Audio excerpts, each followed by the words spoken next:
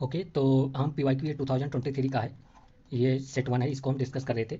और ये theme based discussion होगा और इसमें हम ये ट्राई करेंगे कि एटलीस्ट 17 मार्क्स जो हमारा 2025 में पेपर होने वाला है वो हम PYQ से सिक्योर कर लें। ठीक है, और आप डिस्कशन को देख सकते हैं कि कितना एक्सटेंसिव डिस्कशन है। मैंने कुछ खुद अपने हाथ से इसको लिखा हुआ है। बाकी मैं बहुत ज़्यादा नहीं बोलूँगा इसके बारे में क्योंकि आप लोग शेयर वगैरह तो करते नहीं। तो सीधा मैं क्वेश्चन पर चलता हूँ। बाकी आप देख लेना अपने अकॉर्डिंग कि आपको देखना है वीडियो कि नहीं देखना है। मैं कुछ नहीं बोलूँगा। मैं आपको ये जब पेपर होगा 2025 का पेपर हो जाएगा फिर मैं आपको शो करूँगा कि क्वेश्चन कहाँ से आया है। और तब आपको रिग्रेट होगा, लेकिन उसके बाद कुछ आपको मिलेगा नहीं।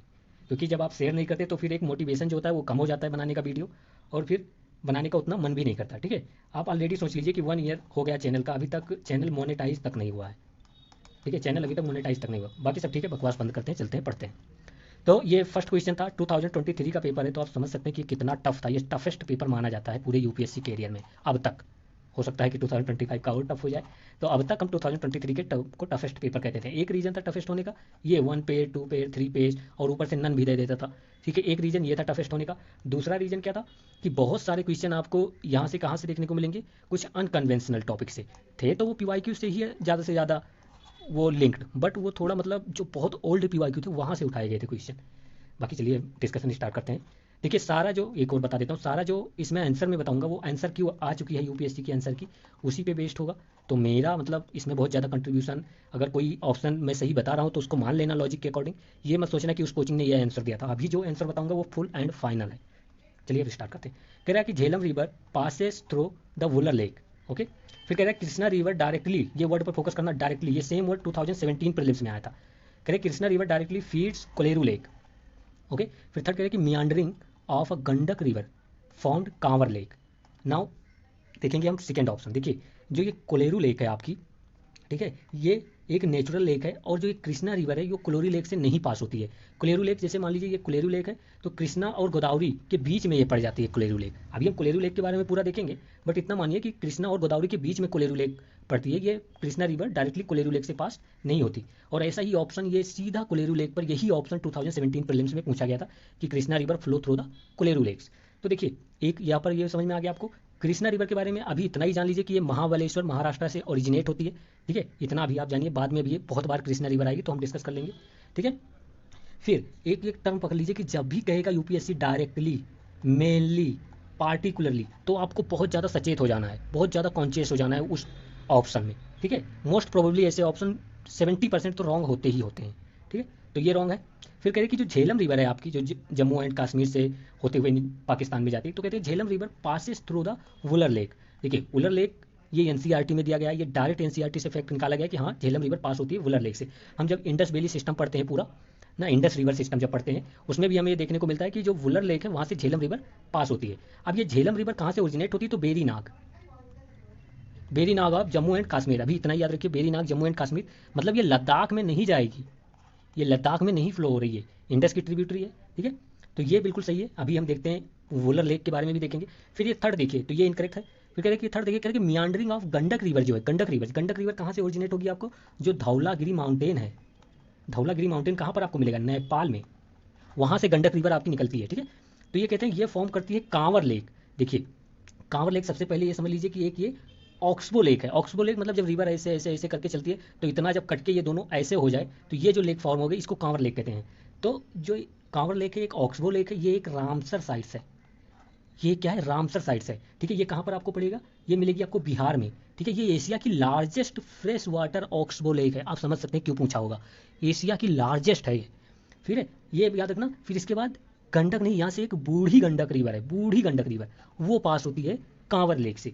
ठीक है, इतना आपको पता चल गया कांवर लेक के बारे में, इतना याद रखना बिल्कुल। फिर से यूपीएससी रिपीट करेगा। और 2 बर्ड सेंचुरी बिहार में और ऐड हुई थी, अभी न्यू है रामसर साइट्स। ये बर्ड सेंचुरी है, बट ये रामसर साइट्स जो हैं उसमें ऐड हुए हैं। तो एक नागी हो गया, एक हो गया नक्टी बर्ड सेंचुरी। ये दोनों इसमें क्या याद रखना कि ये मैन मेड है, ये नेचुरल नहीं है। They are the not natural bird sanctuary और नेचुरल लेक्स। ठीक है, they are the man made and they are included as a Ramsar sites by UNESCO. ठीक है, तो आप इतना याद रखेंगे। तो बिहार में कितने रामसर साइट्स हो गए, एक नागी हो गया, एक नकटी हो गया, और एक आपका क्या हो जाएगा, कांवर लेक। ठीक है, तो इतना पता चल गया आपको। और ये कांवर लेक किससे पास फॉर्म होती है, तो मेंडरिंग ऑफ द बूढ़ी गंडक। तो ये भी इनकरेक्ट हो जाएगा, ये भी इनकरेक्ट, और ओनली वन आर करेक्ट। तो यूपीएससी का आंसर क्या है, ओनली वन। बहुत कोचिंग ने 2 दिया था, उन्होंने माना था कि गंडक रिवर से होती है, फॉर्म होता है कांवर लेक, लेकिन नहीं, बूढ़ी गंडक से फॉर्म होती है, यूपीएससी ने ये माना है। ठीक है, अब हम चलते हैं वैल्यू एडिशन देखते हैं, बहुत एक्सटेंसिव वैल्यू एडिशन होगा। ठीक है, आप देखिए कोलेरू लेक पर यूपीएससी ने कई बार क्वेश्चन पूछा है, तो पहले ये याद रखें कि ये एक नेचुरल लेक है, मैन मेड नहीं है, नेचुरल है। यहाँ से ना कृष्णा पास होती है ना गोदावरी पास होती है, बिटवीन पड़ जाती है। फिर ये लार्जेस्ट, देखिए यहाँ पर भी ये कांवर लेक क्या थी, लार्जेस्ट फ्रेश ऑक्सबो लेक थी, और ये कोलेरू लेक क्या है, ये है largest shallow fresh water lake of Asia. तो मतलब आप सोच सकते हैं क्यों पूछा होगा, एक रीजन ये मिल गया क्यों पूछा यूपीएससी ने इस पे। फिर ये जो आपका कोलेरू लेक है, ये आपका वेटलैंड्स ऑफ रामसर साइट्स है, मतलब ये भी रामसर साइट था तो पूछ लिया, कांवर लेक भी रामसर साइट है इसलिए पूछा। फिर आप एक लिंक बनाते रहिए कि यहाँ से आपको पता चलता है कि रामसर साइट पे क्वेश्चन बनता है। ठीक है, तो पहली बात, ये एक नेचुरल लेक है, ना यहाँ से कृष्णा पास होती है ना गोदावरी पास होती है। अगर आपको रिवर याद ही रखना कि कौन सी पास होती है, तो एक छोटी सी रिवर है बुढ़ामेरू एंड तमिलेरू, ये दो रिवर है जो आपके कोलेरू लेक से पास होंगी। ठीक है, फिर इसको पर्ल ऑफ आंध्र प्रदेश भी कहा जाता है। और यहाँ पर जब मैंने सर्च किया तो मिला कि एक वड्डी कम्युनिटी है, इसके कोस्टल एरियाज में रहती है, फिशिंग वगैरह करती है, तो मतलब याद कर लेना ऐसे प्लेन के लिए। फिर मैंने बताया था कि गंडक रिवर जो देखा था हमने, वो कहाँ से ओरिजिनेट होगी, धौलागिरी माउंटेन है आपका एक, धौलागिरी माउंटेन हम पढ़ते हैं ना हिमालयन पीक्स में, तो ये कहाँ पड़ता है, कि नेपाल में पड़ता है, तो वहाँ से ओरिजिनेट होगी, धौलागिरी माउंटेन के पास से आपकी गंडक रिवर। फिर झेलम रिवर मैंने बताया था बेरीनाग से ओरिजिन होगी, जो कि है आपकी जम्मू एंड कश्मीर में। ठीक है, यहाँ से हो गया आपका। फिर आ जाइए आपको वुलर लेक बताते हैं। देखिए वुलर लेक क्या है, सबसे पहले आप याद रखेंगे कि ये कहाँ पर मिलेगी, एक हरामुक माउंटेन्स है। हरामुक माउंटेन्स कहाँ पर, जम्मू एंड कश्मीर में, उसके फुट हिल्स पर आपको वुलर लेक देखने को मिलेगी। ठीक है, ये देखिए second largest fresh water in Asia, second largest fresh water in Asia. Now you can find out second largest fresh water, largest shallow lake, largest fresh oxbow lake. Link बैठा पा रहे हो ना, हम जनरली क्या सोचते हैं कि यूपीएससी नहीं पूछता हाईएस्ट लार्जेस्ट, लेकिन यूपीएससी पूछता है तो इनडायरेक्टली पूछता है, यहाँ से हम ये दिखा दे रहे हैं। फिर देखिए ये भी एक वेटलैंड ऑफ रामसर साइट्स है, वुलर लेक जो आपकी है। फिर आप देख सकते हैं क्यों पूछा होगा, wetland, Ramsar site, Ramsar site, Ramsar site, Ramsar sites. ठीक है, पूछने का रीजन यहाँ पर आप देखिए, तो वुलर लेक आपको कहाँ मिलेगी, हरामुक माउंटेन्स के फुट हिल्स पर मिलेगी। और इसका एक पार्ट है जो, जैसे मान लीजिए बड़ा सा वुलर लेक है और इसके एक छोटे से एक पार्ट को जैना लेक कहते हैं, जैना लेक। ठीक है, जैना लेक। अब ये जैना लेक क्यों बोलते हैं इसको, तो वहां पर एक किंग रहे होते थे, जैनुल अबादीन।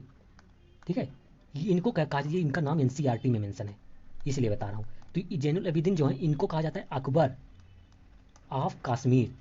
ठीक है, तो कभी अगर पूछे कि जैना लेक कहाँ पर है, तो ये वुलर लेक का पार्ट है। और कभी पूछे कि जैनुल अबिदीन कौन थे, तो या कभी पूछे कि अकबर ऑफ कश्मीर किसे कहा जाता है, अकबर ऑफ कश्मीर, तो जैनुल अबिदीन को।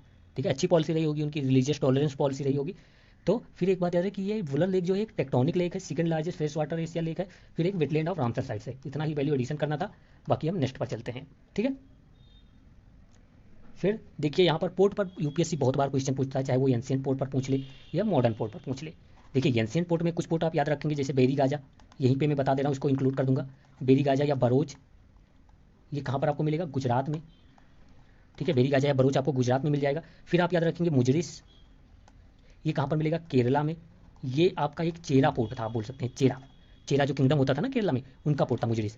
फिर और भी ओके, एक मुजरिस पोर्ट याद रखेंगे, मैंने बताया बेरी गाजा पोर्ट याद रखेंगे, ये सब एंशिएंट पोर्ट हैं। ठीक है, इन दोनों पोर्ट को याद रखना। फिर अभी मुझे और याद आएगा तो मैं बताऊंगा एंशिएंट पोर्ट, ये दो याद था तो अभी बता दिया हूँ, बाकी याद आएगा। अभी थोड़ा भूल गया हूँ एक दो पोर्ट के नाम जो एंशिएंट इंपॉर्टेंट है, बट मैं बता दूंगा इसी वीडियो में बता दूंगा। अभी ये क्वेश्चन देखते हैं, पोर्ट और किसके लिए फेमस है। ठीक है, पहले आता है कामराजर पोर्ट। तो ये एक क्या है, फर्स्ट मेजर पोर्ट है, या आप इसको बोल सकते हैं कि ओनली कारपोरेट पोर्ट है, ये ओनली कारपोरेट पोर्ट है जो कि रजिस्टर्ड किया गया है एज अ कंपनी। ठीक है, एज अ कंपनी रजिस्टर किया गया। फिर से यूपीएससी यही पूछेगा कि फर्स्ट मेजर पोर्ट या ओनली अभी इस बार पूछा है फर्स्ट मेजर पोर्ट, अब नेक्स्ट टाइम यूपीएससी कहेगा कि only corporate port which are registered as a company, तो अब भी आपका आंसर क्या होगा, कामराजर पोर्ट, या जो भी आप इसको कमाराजर या जो भी आप प्रोनाउंस करें। फिर देखिए मुंद्रा पोर्ट, मुंद्रा पोर्ट क्या है, लार्जेस्ट प्राइवेटली ऑन्ड पोर्ट है, private sector on port largest कौन है, मुंद्रा पोर्ट है। ये कहाँ पर मिलेगा आपको, गुजरात में मिलेगा। कामराजर कहाँ पर मिलता था आपको, तमिलनाडु में मिलता था। ठीक है, फिर देखिए विशाखापट्टनम, ये जो विशाखापट्टनम आपका पोर्ट है, ये डीपेस्ट लैंड लॉक पोर्ट है, डीपेस्ट लैंड लॉक पोर्ट। तो फिर ये लार्जेस्ट कंटेनर पोर्ट कौन है इंडिया में, ये जेएनपीटी है, जवाहरलाल नेहरू। ठीक है, जवाहरलाल नेहरू पोर्ट जो है वो लार्जेस्ट कंटेनर पोर्ट है। विशाखापट्टनम पोर्ट क्या है, डीपेस्ट लैंड लॉक पोर्ट है। तो कौन सा आंसर हो जाएगा आपका, 1 and 2 only correct, only 2 option are correct. Answer देख लिया हमने। आप देखते हैं वैल्यू एडिशन रेस्ट। देखिए जो डीपेस्ट लैंड लॉक पोर्ट क्या है आपका, विशाखापट्टनम मैंने बताया, और लार्जेस्ट कंटेनर पोर्ट क्या है, जेएनपीटी, याद रखेंगे। ओनली कारपोरेट मेजर पोर्ट जो कि रजिस्टर्ड किया गया है या कंपनी, तो कामराजर पोर्ट हो जाएगा। क्या है कामराजर पोर्ट हो जाएगा। ठीक है, फिर अगर वैसे ओवरऑल लार्जेस्ट पोर्ट पूछे कि goods and service export imports में, तो कौन सा आ जाएगा आपका, मुंबई पोर्ट हो जाएगा। और ये क्या है, एक नेचुरल पोर्ट है। ठीक है, इतना हो गया आपका। फिर देखिए सीएपीएफ में यूपीएससी ने कहा कि ये बताओ जो मेजर पोर्ट है उनको कौन रेगुलेट करता है, तो मिनिस्ट्री ऑफ शिपिंग जो सेंटर में होती है, मतलब आप कह सकते हैं सेंट्रल गवर्नमेंट के रेगुलेशन के अंडर है। फिर जो माइनर पोर्ट होता है वो किसके अंडर आएगा, रिस्पेक्टिव स्टेट गवर्नमेंट के। ठीक है, तो स्टेट गवर्नमेंट माइनर पोर्ट को रेगुलेट करती है और मैनेज करती है, और मेजर पोर्ट को central government, do not forget. Okay, तो इतना आप इसमें याद रखेंगे, बाकी ज़्यादा आप सोचना मत। एक फैक्ट और देख लीजिए, ओल्डेस्ट पोर्ट जो इंडिया में है वो आपका कलकत्ता या श्यामा प्रसाद मुखर्जी पोर्ट है। और एक बात याद रखना, ये जो कलकत्ता पोर्ट है या श्यामा प्रसाद मुखर्जी पोर्ट है, ये हुगली रिवर पर पड़ता है, तो इसको कभी कभी कहते हैं कि ओनली रिवराइन पोर्ट है, ये ओनली रिवराइन पोर्ट है। ठीक है, ओके। नाउ अब हम चलते हैं थर्ड नंबर क्वेश्चन पे, कुछ और वैल्यू एडिशन उसमें नहीं था। ये थर्ड नंबर जो क्वेश्चन है, ये क्वेश्चन आपका 2024 में सेम टॉपिक पे रिपीट हुआ है। ठीक है, देखते हैं। ये जैक, इसमें पूछा गया कि कौन से इसमें से डेसिडुअस ट्रीज हैं। डेसिडुअस मतलब जो अपने लीव्स को एक साथ गिरा देते हैं, जो पत्ता कहते हैं ना पतझड़ हो जाए एक साथ। तो अब देखिए जैक फ्रूट जो है, आप याद रखें कि ये एवरग्रीन है। ये क्या है, एक एवरग्रीन ट्रीज है, मतलब हमेशा हरा भरा रहेगा। तो महुआ हो गया और टीक हो गया, ये दोनों क्या है आपके डेसिडुअस ट्री हैं, डेसिडुअस। अब देखिए अब 2024 में यूपीएससी ने क्या किया, ये जैक फ्रूट जिस फैमिली से बिलोंग करता है उसी फैमिली में आपके कुछ ट्रीज आते हैं, जैसे कौन कौन से हो गए, फिग ट्रीज। ये फिग ट्री यूपीएससी ने सीसेट में इस पर एक कॉम्प्रीहेंशन डायरेक्टली पूछा था, फिर फिग ट्री को यूपीएससी ने प्रीलिम्स में भी डायरेक्टली पूछ लिया था। ठीक है, तो ये याद रखेंगे। तो jack fruit belong to the family of fig, mulberry and bread fruit tree. Okay, तो ये सब, ये जो तीनों ट्री हैं, ये तीनों किस फैमिली से बिलोंग करते हैं, जैक फ्रूट फैमिली से। जैक फ्रूट इन्हीं फैमिली से बिलोंग करता है, आप इतना याद रख लेंगे तो हो जाएगा।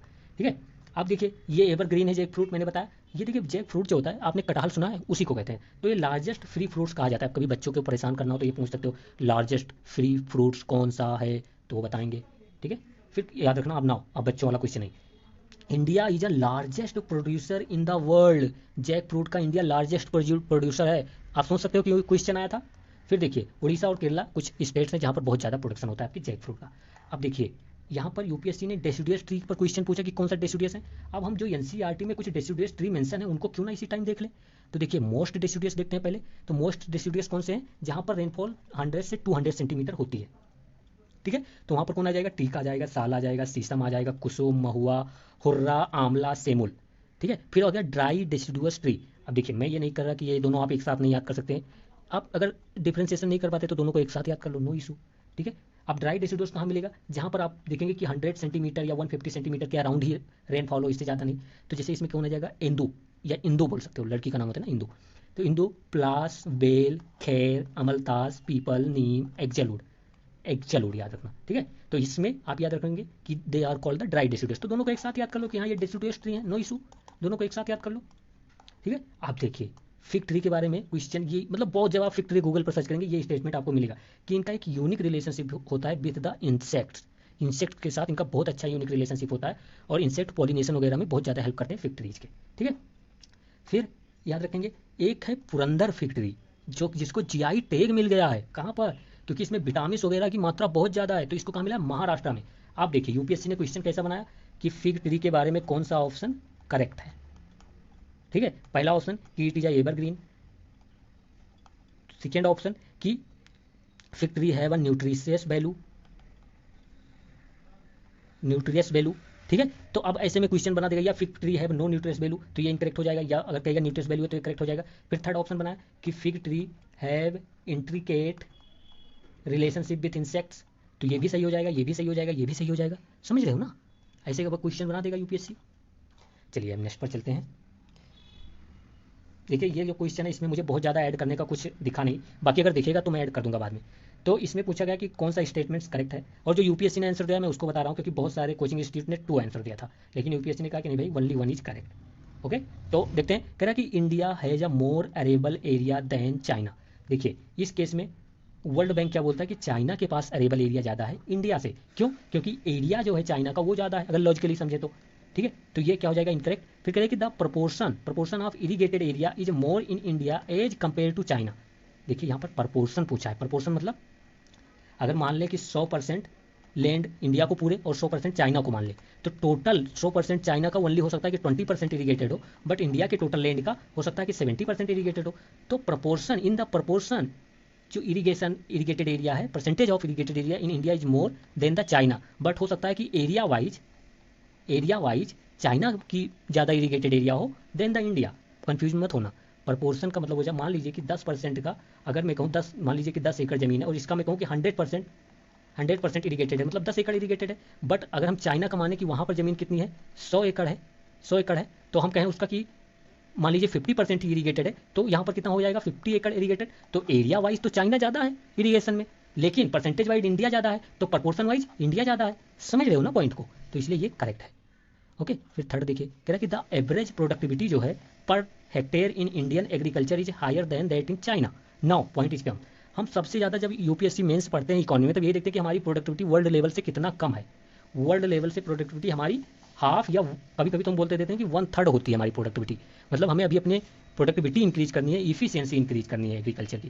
तो ये इनकरेक्ट, ये incorrect, second only are correct and only one are correct. Logic भी बता दिया मैंने, मैजिक भी बता दिया। ठीक है, अब चलिए 5 नंबर पर चलते हैं। 1 मिनट देखता हूँ, वीडियो चालू है। देखिए 5 नंबर क्वेश्चन कह रहा है कि which one of the following is the best पूछा है, best example of the repeated falls in sea level giving rise to present day extensive marsh land. देखिए ये क्वेश्चन अगर आप हिंदी में पढ़ते तो वहाँ पर लिखा था कच्छ भूमि, हिंदी में मार्श लैंड को कच्छ भूमि ही कहते हैं। तो ये जो रिपीटेड फॉल से जो मार्श लैंड क्रिएट होता है उसको कहते हैं run of Kutch. Run of Kutch से, रन ऑफ कच्छ कैसे क्रिएटेड होता है, रिपीटेड फॉल्स। मतलब आप यहाँ पर देखते होंगे कि रन ऑफ कच्छ ऐसा है जहाँ पर आपको ज्वार भाटा को इंग्लिश में अभी नहीं याद आ रहा है टर्मिनोलॉजी, क्या कहते हैं आप बताना। ठीक है, तो उसके रीजन से जो लैंड क्रिएट हुई उसको रन ऑफ कच्छ कहते हैं। इतना हिंदी बोलने लगा कि इंग्लिश भी मैं भूला जा रहा हूँ। ओके, ठीक है, फिर आप देखिए, अब यहाँ पर जो ये ऑप्शन है ये बहुत इंपॉर्टेंट है, सबसे ज़्यादा तो ये ऑप्शन इंपॉर्टेंट है। क्यों? क्योंकि इस पर यूपीएससी ने पूछ रखा है। अब देखिए भितरकनिका मैंग्रोव, तो सबसे पहले आप ये याद रखेंगे जो भितरकनिका मैंग्रोव है ये सेकेंड लार्जेस्ट मैंग्रोव है, सेकेंड लार्जेस्ट मैंग्रोव है आफ्टर क्या, आफ्टर आपका सुंदरवन लार्जेस्ट हो जाएगा इंडिया में। तो ये सेकेंड लार्जेस्ट है भितरकनिका। और भितरकनिका एक नेशनल पार्क भी है। कहाँ पर ये मिलेगा, ये भी याद रखना, उड़ीसा में। भितरकनिका कहाँ पर मिलेगा आपको, उड़ीसा में मिलेगा। ठीक है, और भितरकनिका का ही जो ये नेशनल पार्क है उसका एक पार्ट आपको कहा जाता है गहीरमाथा बीच। ओके, गहीरमाथा बीच किस लिए फेमस है, तो ऑलिव रिडले टर्टल के लिए। लार्जेस्ट ऑलिव रिडले टर्टल का जो ब्रीडिंग ग्राउंड है वो गहीरमाथा बीच ही है। Have you understood? मैं तो इसको थोड़ा जूम इन कर लेता हूँ, फिर आप समझेंगे अच्छे से। ठीक है, तो सबसे पहले क्या बताया कि भितरकनिका एक नेशनल पार्क है, उड़ीसा में पड़ता है। ठीक है, और इसका एक पार्ट है गहीरमाथा बीच। और गहीरमाथा बीच क्या है, ये किसके लिए फेमस है, तो लार्जेस्ट ऑलिव रिडले जो टर्टल्स होते हैं उसका एक ब्रीडिंग ग्राउंड है। और उनके जो टर्टल जैसे उनके ब्रीडिंग ग्राउंड को क्या कहते हैं, और नेस्टिंग साइट भी बोल सकते हो, उनके नेस्टिंग साइट को क्या बोलते हैं, अरीबाड़ा। यूपीएससी पूछेगा अरीबाड़ा terms was mentioned in the news in the context of उड़ता चिड़िया, उड़ता शुतुरमुर्ग, तो नहीं, ये सब नहीं, ऑलिव रिडले जो ऑलिव रिडले टर्टल्स है उसके केस में। ठीक है, अब देखिए यहाँ भितरकनिका मैंने बताया था, ये याद रखना एक रामसर साइट है। देखिए रामसर साइट कितनी इंपॉर्टेंट है, ये मैंग्रोव है, सेकंड लार्जेस्ट है इंडिया में, ये बता ही दिया था मैंने। ये उड़ीसा में पड़ता है, यहाँ पर आपको साल्ट वाटर क्रोकोडाइल्स भी मिल जाएंगे। चलो ठीक है, नॉर्मल है, मिलता होगा।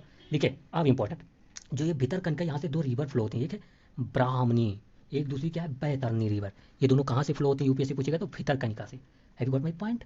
फिर देखिए ये मरकंदम साल्ट प्लेन्स कहाँ पर है, तो तमिलनाडु में, इतना ही याद रखना, बाकी मुझे नहीं लगता इंपॉर्टेंट है। फिर ये नौपादा स्वयं, ये आंध्र प्रदेश में, इसको salt bowl of Andhra Pradesh कहते हैं। मन होगा तो याद कर लेना, नहीं तो मत याद करना। मैंने तो इन दोनों की इंपॉर्टेंस चेक करने के लिए अराउंड 20 मिनट दिए, वो भी वेस्ट होगा, क्योंकि मुझे लगा ही नहीं कि इनकी बाद में की कोई इंपॉर्टेंस है। वैसे ही कहीं न्यूज़ में रहा होगा तो पूछ लिया यूपीएससी ने। ठीक है, रन ऑफ कच्छ में एक आपको तो पता ही कि बन्नी ग्रास लैंड इसी का पार्ट है। ठीक है, बन्नी ग्रास लैंड आपको पता ही ना। ओके, अब ये यही जो आपका बन्नी ग्रास लैंड वगैरह, यहीं पर आपको लाइन मिल जाते हैं, लाइन्स। ठीक है, आपको पता ही है सब कुछ। यहाँ पर आपको ग्रेट इंडियन बस्टर्ड भी मिल जाएगा गुजरात में। लेकिन एक बात मैं आपको बता दूं, जो आपका ग्रेट इंडियन बस्टर्ड है वो मोस्टली तो आपको गुजरात में मिलेगा, लेकिन 1-2 स्पीसीज इसकी कर्नाटका वगैरह में भी हैं, 1-2 स्पीसीज इसकी पाकिस्तान में भी हैं। तो कभी अगर यूपीएससी कहे कि they are found only in Gujarat, तो फिर आपका आंसर गलत हो जाएगा। लेकिन लायंस जो है एशियन लायंस जो हैं वो ओनली गुजरात में मिलते हैं। They are found only in Gujarat naturally. हो सकता है कि जू में तो कहीं भी केप्ट कर दिया गया हो देखने के लिए, सर्कस के लिए। नेचुरली वो अभी कहाँ पर पाए जाते हैं, ओनली गुजरात में। नेचुरली का मतलब समझ रहे हो ना, कि नेचुरली जहाँ पर वो अभी बहुत सारी मात्रा में उनको कहीं ट्रांसफर नहीं किया गया है ना, जू वगैरह को नहीं इंक्लूड करते नेचुरल में। चलिए 6 देखते हैं। कह रहे कि लिमनाइट और रूटाइल्स जो हैं, जो कुछ सर्टेन कोस्टल ट्रैक्ट में पाए जाते हैं, मतलब ये नहीं कह रहा कि इंटायर कोस्टल ट्रैक में, कह रहा है कुछ कोस्टल ट्रैक में पाए जाते हैं। तो सबसे पहले देख लेते हैं वो कौन से कोस्टल ट्रैक हैं जहाँ पर ये मिलते हैं। तो गुजरात एंड उड़ीसा में के कोस्टल ट्रैक्स हैं, वहाँ पर ये 2 जो मिनरल्स हैं लिमनाइट एंड रूटाइल्स ये वहाँ पर मिलते हैं। याद रखना कि ये दोनों एटॉमिक मिनरल्स हैं पहली बात। फिर ये किसके ओर्स हैं, किसके रिच रिसोर्स हैं, तो टाइटेनियम, टाइटेनियम ना, टाइटेनिक वाला टाइटेनियम। ठीक है, फिर देखिए आपको याद क्या रखना था, एटॉमिक मिनरल्स ये मतलब इकोनॉमिक सर्वे ने मेंशन किया कई बार, तो मैं बता देता हूँ। जारकोन याद रख रखेंगे कि एटॉमिक मिनरल्स है uranium, monazite, rutile and limonite. Okay, they are the atomic minerals. ठीक है, और एक बात याद रखेंगे कि जो एटॉमिक मिनरल्स होते हैं इनसे जो इलेक्ट्रिसिटी है वो प्रोड्यूस हो सकती है, बट एटॉमिक मिनरल को इलेक्ट्रिसिटी प्रोड्यूस करने के लिए जो इनरिचमेंट की जरूरत होती है वो 4 to 6% की ही इनफ होता है। मतलब अगर एटॉमिक मिनरल्स का इनरिचमेंट 50% हो जाए या 60%, तो ये फिर एटॉमिक बम्स वगैरह आप वो बोल सकते हैं, आर्म्स, एमनीशन, बॉम्ब्स, इसमें यूज होने लगेगा। ठीक है, तो ये मतलब एज ए जनरल नॉलेज याद रखो, कभी पूछ ले पीएससी। चलो फिर देखिए, ये न्यूज में था इसलिए मैंने ऐड कर दिया, ये अभी न्यूज में फरवरी 2025 में, फरवरी में था कि कुछ जो माइनर मिनरल्स हैं, अब हमें पता है माइनर मिनरल्स का जो रेगुलेशन है जो ऑक्शनिंग है, ऑक्शनिंग मतलब, ऑक्शनिंग को हिंदी में क्या बोलते हैं समझ लेना यार। ऑक्शनिंग कहते हैं कि आज उनके घर के ऑक्शन होगा, बोली लगेगी, बोली, हाँ बोली। तो जो ऑक्शनिंग है, जो रेगुलेशन है माइनर मिनरल का, वो कौन देखता है, तो स्टेट देखता है। लेकिन अभी क्या हुआ कि कुछ जो माइनर मिनरल्स हैं उनको मेजर मिनरल्स डिक्लेयर कर दिया गया है।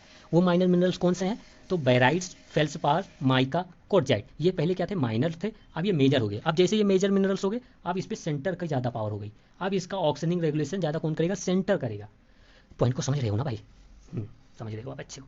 देखिए titanium 11% of world deposit India में मिलता है इसका। ठीक है, और मेजर प्रोडक्शन जो है केरला की माइनिंग कंपनी है वो करती है। मतलब कभी कहे कि कोल इंडिया लिमिटेड टाइटेनियम का सबसे ज़्यादा या और कोई कंपनी करती है, तो नहीं, केरला की एक मतलब कोई स्टेट लेवल की नेम की कंपनी वो करती है सबसे ज़्यादा प्रोडक्शन।